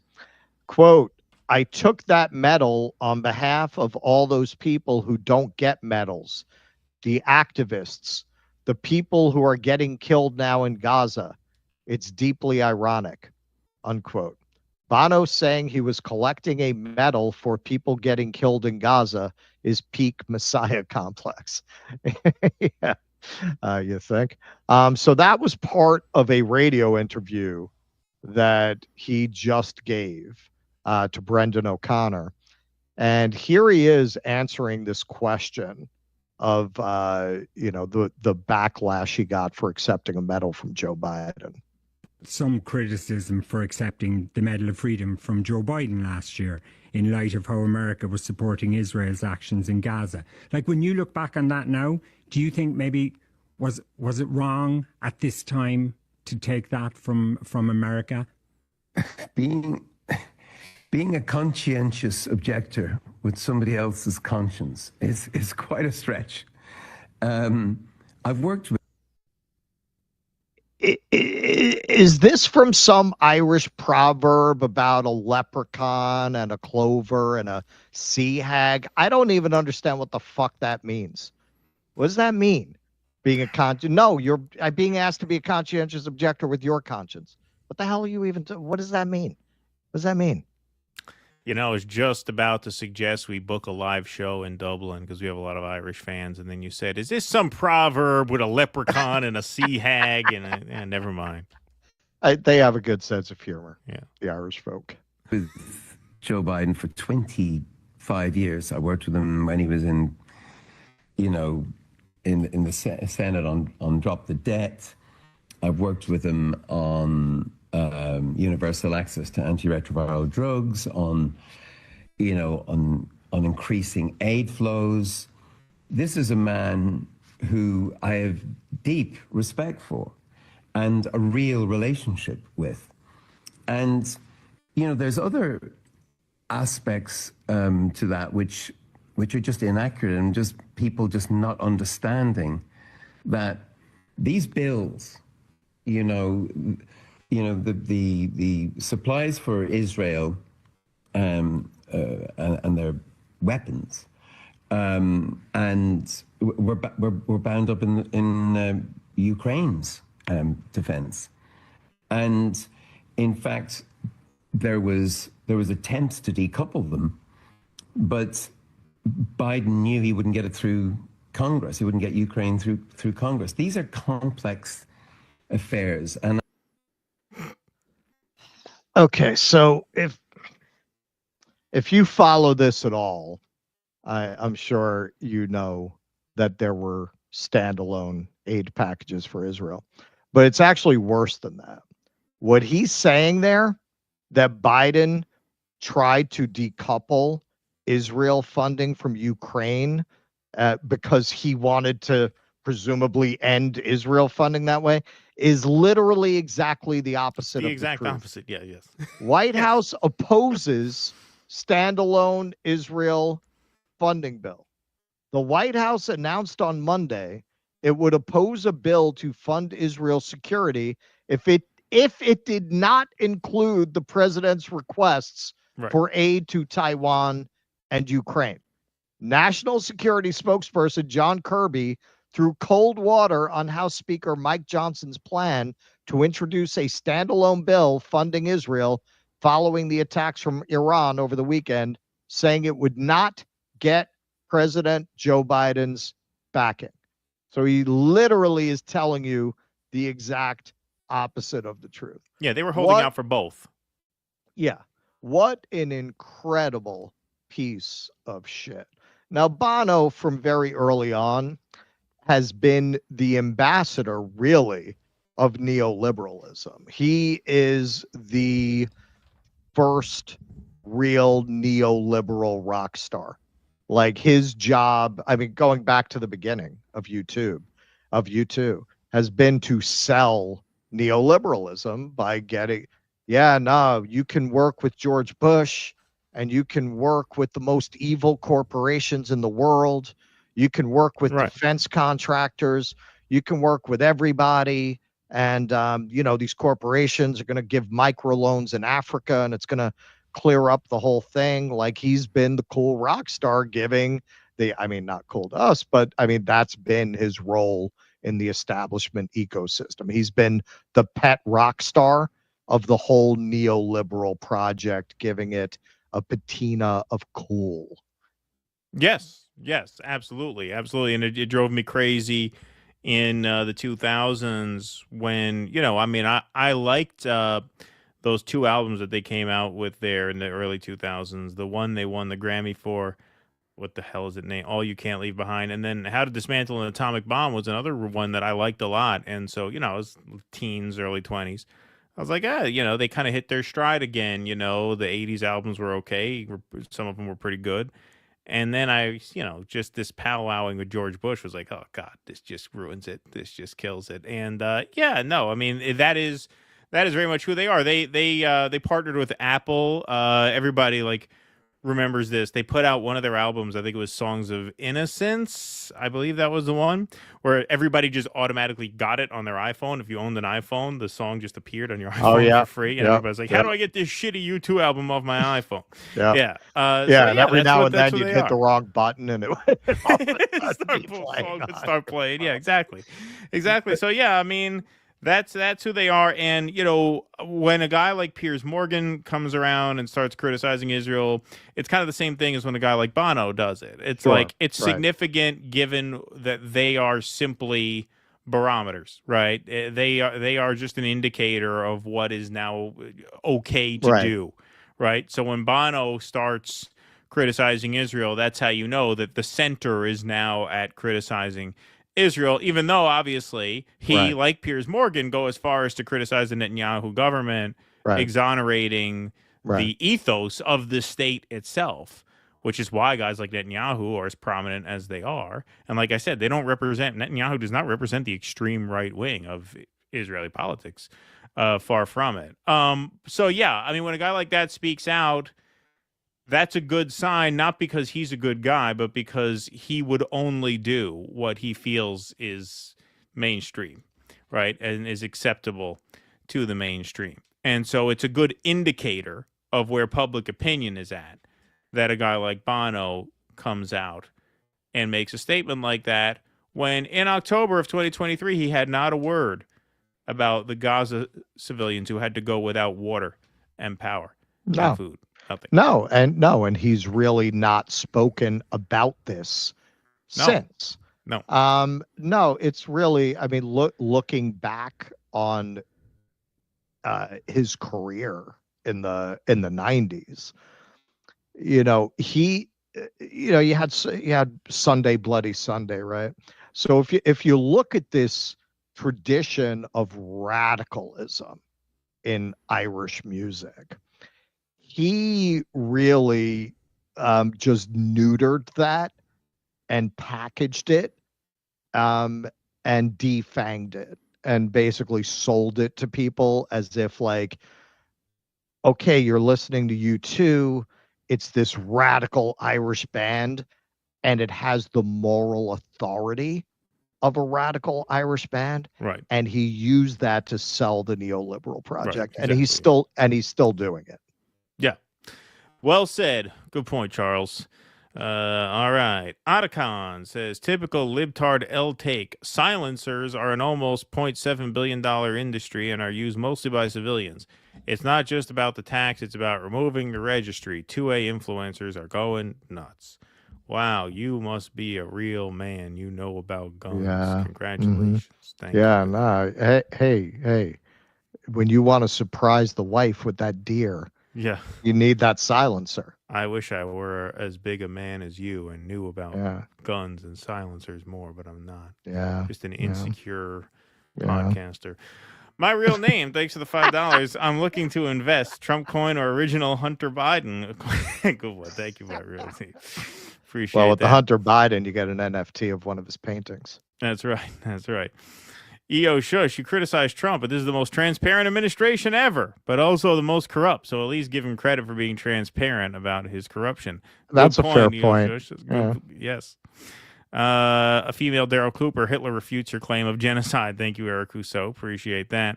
Let's move on to Bono. Must we? Yes, we had to do it. My friend. Eric Rousseau says, we just had a plane crash here in San Diego County. Some rock drummer and 5 others killed. Crash in my family military housing neighborhood. Oh, wow. That's horrible. Oh, really? That's crazy. Like tonight? Yeah, we got to look that up. Wow, that's horrible. Bombing children now in the name of love. Love bombing. Thank you for that. Kenman G, thank you for calling Bono a douchebag. I would call him a see you next Tuesday. Thank you, Kenman. Appreciate that. Furrow Screen says, you're probably reading this after the segment because you're having a lot of Rumble rants. R.E. Bono, what the actual fuck? I was a bit sick in my mouth and my flesh is crawling. All right, thank you, Furrow Screen. Professor Brown note, a working class hero is something to be, as Bono and Bruce know. Thank you. Appreciate that. Kenman, Bono also talks about working with politicians and others. He is a moron. He doesn't work on anything. He just takes selfies and hobnobs. Thank you. Yeah. Bono's the Sean Penn of Ireland. That's a good one. Thank you for that. Free shit. Appreciate that. Better Jesus, Bono or Russell Brand? Good one. Good one. Thank you. All right, folks, we're going to take our remaining super chats, and then we are going to switch over to the Q&A. So that's at dudissidents.com/Rumble. Where are we at here? Where's that link? That takes you right over to the Q&A. So you could start heading over there in just a minute. You can start now. We'll be over there in a few minutes. Sparky, thanks for the $10. Ancient Greeks expected an occasional tyrant when democracy get out of hand. Originally, the word tyranny held no negative connotation, but out-of-hand tyrants ever since it made it a bad name. Thank you, Sparky. Does Keaton like Yola Tango as much as me? I'm assuming I don't, because I'm assuming you like them a lot. I don't really know much of their stuff. I don't dislike them, but I will have to remain agnostic about that. Okay, let's see. John N. did not know you lived in Wicker Park. Explains how that hood made it into your poem. I work at Leona's on Augusta. Ever order from there? Love from Florida. Augusta. I was there when it was being gentrified. There was a lot of tension about it in the neighborhood. It was very funny. I hadn't been back until I went for the DNC convention this summer.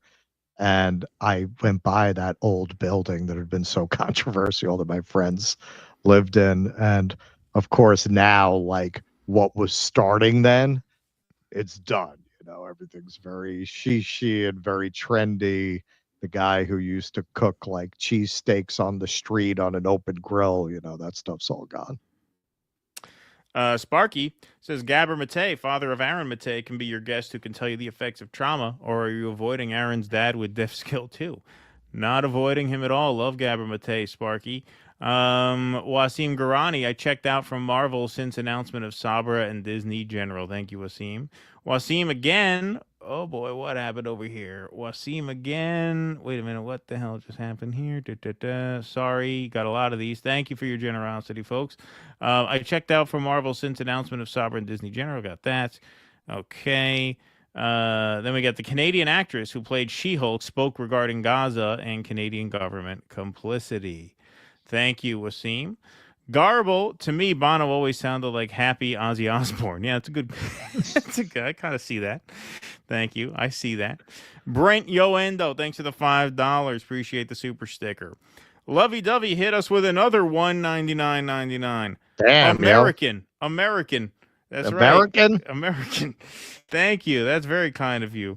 Lovey Dovey is a 53-year-old lawyer, mammy, who lives in Florida, who just truly enjoy your work. Where is Landrew? Yeah, where is Landrew Thank tonight? you. Yeah, man? what's up with Landrew, man? She's showing him up. Showing you up, man. Showing him up. Hey, thank you very much for that. Appreciate that. Wasim Garani. The real cowbell. Yeah, I know. Yeah, it's pretty soon we'll have the real cowbell. That's right. Next week, the real cowbell will make its I'll return. be back for next Sunday's show. That's right. That's right. Corrections, Russell. He's a giant turd. I saw it on South Park, and according to Roger Waters, he is a big POS. Oh, yeah? Sammy, thanks for the $4.99. Israel's blocking aid and having barbecues outside Gaza. Yeah, I saw that video today where there are people starving. Should tell you all you need to know about them. Yep, absolutely. You saw videos of that? Yeah. There's a video that came across. Yeah. Richard Namulala says, Russ, my convert cousin in Israel right now. What did I say Friday? Play stupid games, win stupid prizes. He has zero Jewish blood, but has Aliyah. Wasim Garani, many Irish artists spoke out way before Bono, including Kneecap, who are now being charged with terrorism for holding a flag. Wasim Garani, well, they were on that list we mentioned. Wasim Garani retracted that message and then gave another one. Okay, my friend's dad was Bono's carpenter. Bono once said to him, if I had your hands, I would love to be a carpenter. My friend's dad told him, if I had your voice, I would not sing. Thank you, Wasim. Appreciate that very much. The Amazing Blumpkin, for me, the end came when the soundtrack for Rattle and Hum had fucked up stuff on it. I'm petty, though. Bono's POS. Thank you for that. Appreciate that. Okay. What do we got? Brad Gilbert. So Hamas equals all Gazans, but Bibi doesn't equal all Israelis. Exactly. That is the logic there. Sammy, somebody probably beat me to this already, but isn't U2 the name of a spy plane? What is it? Just the name of it's something like that. Yeah, I forget exactly. I mean, I don't know what they took it from. I always thought they had 2 or 3 good songs and never understood why they had the career they had. Like, I mean, musically, I never got it. I think they were. I mean, yeah, they were an above average band at a time when music was really lacking. You know, like they came about in the 80s, where like that's widely known as a dark decade for music. So they've definitely benefited from weak competition. You know, I would say that for sure. All right. Well, hey, we are 3.5 hours. That is our program. We are going to head over to Rumble for our Q&A. There will be a 5-minute intermission. Hey, round of applause for Jake for sticking with us, even though he's sick. Jake, hell of a job there, my friend. Appreciate that. Thank you, man. Very, very much for being a trooper and taking us to the intermission. Jake went the distance for us tonight. All right, folks, that is our show. Thanks to the Rumblers. Thanks to the YouTubers. Thanks for the mods for keeping the peace in the chat, and to Jake in the booth, of course. We will see you all back here on Tuesday at 2 p.m. with that patron exclusive post-game and Q&A. So that is our maiden voyage for our new patron feature. If you would like to continue hanging out with us, all are welcome to join at dudissidents.com/rumble. That takes you right to this show that's going on right now. There will be a 5-minute intermission with based Irish bands that Russell curated for your viewing pleasure. And then we will continue on with the Q&A right after the intermission. So if you're sticking around with us, that's the link, dudissidents.com/rumble. Phone lines are open now, so patrons, if you want to call in, now is the time. Everybody who is not joining for the Q&A, we will see you Tuesday afternoon at 2 p.m. Eastern. Until then, thanks very much for spending the evening with us. Be safe and be well. Courage! Please clap.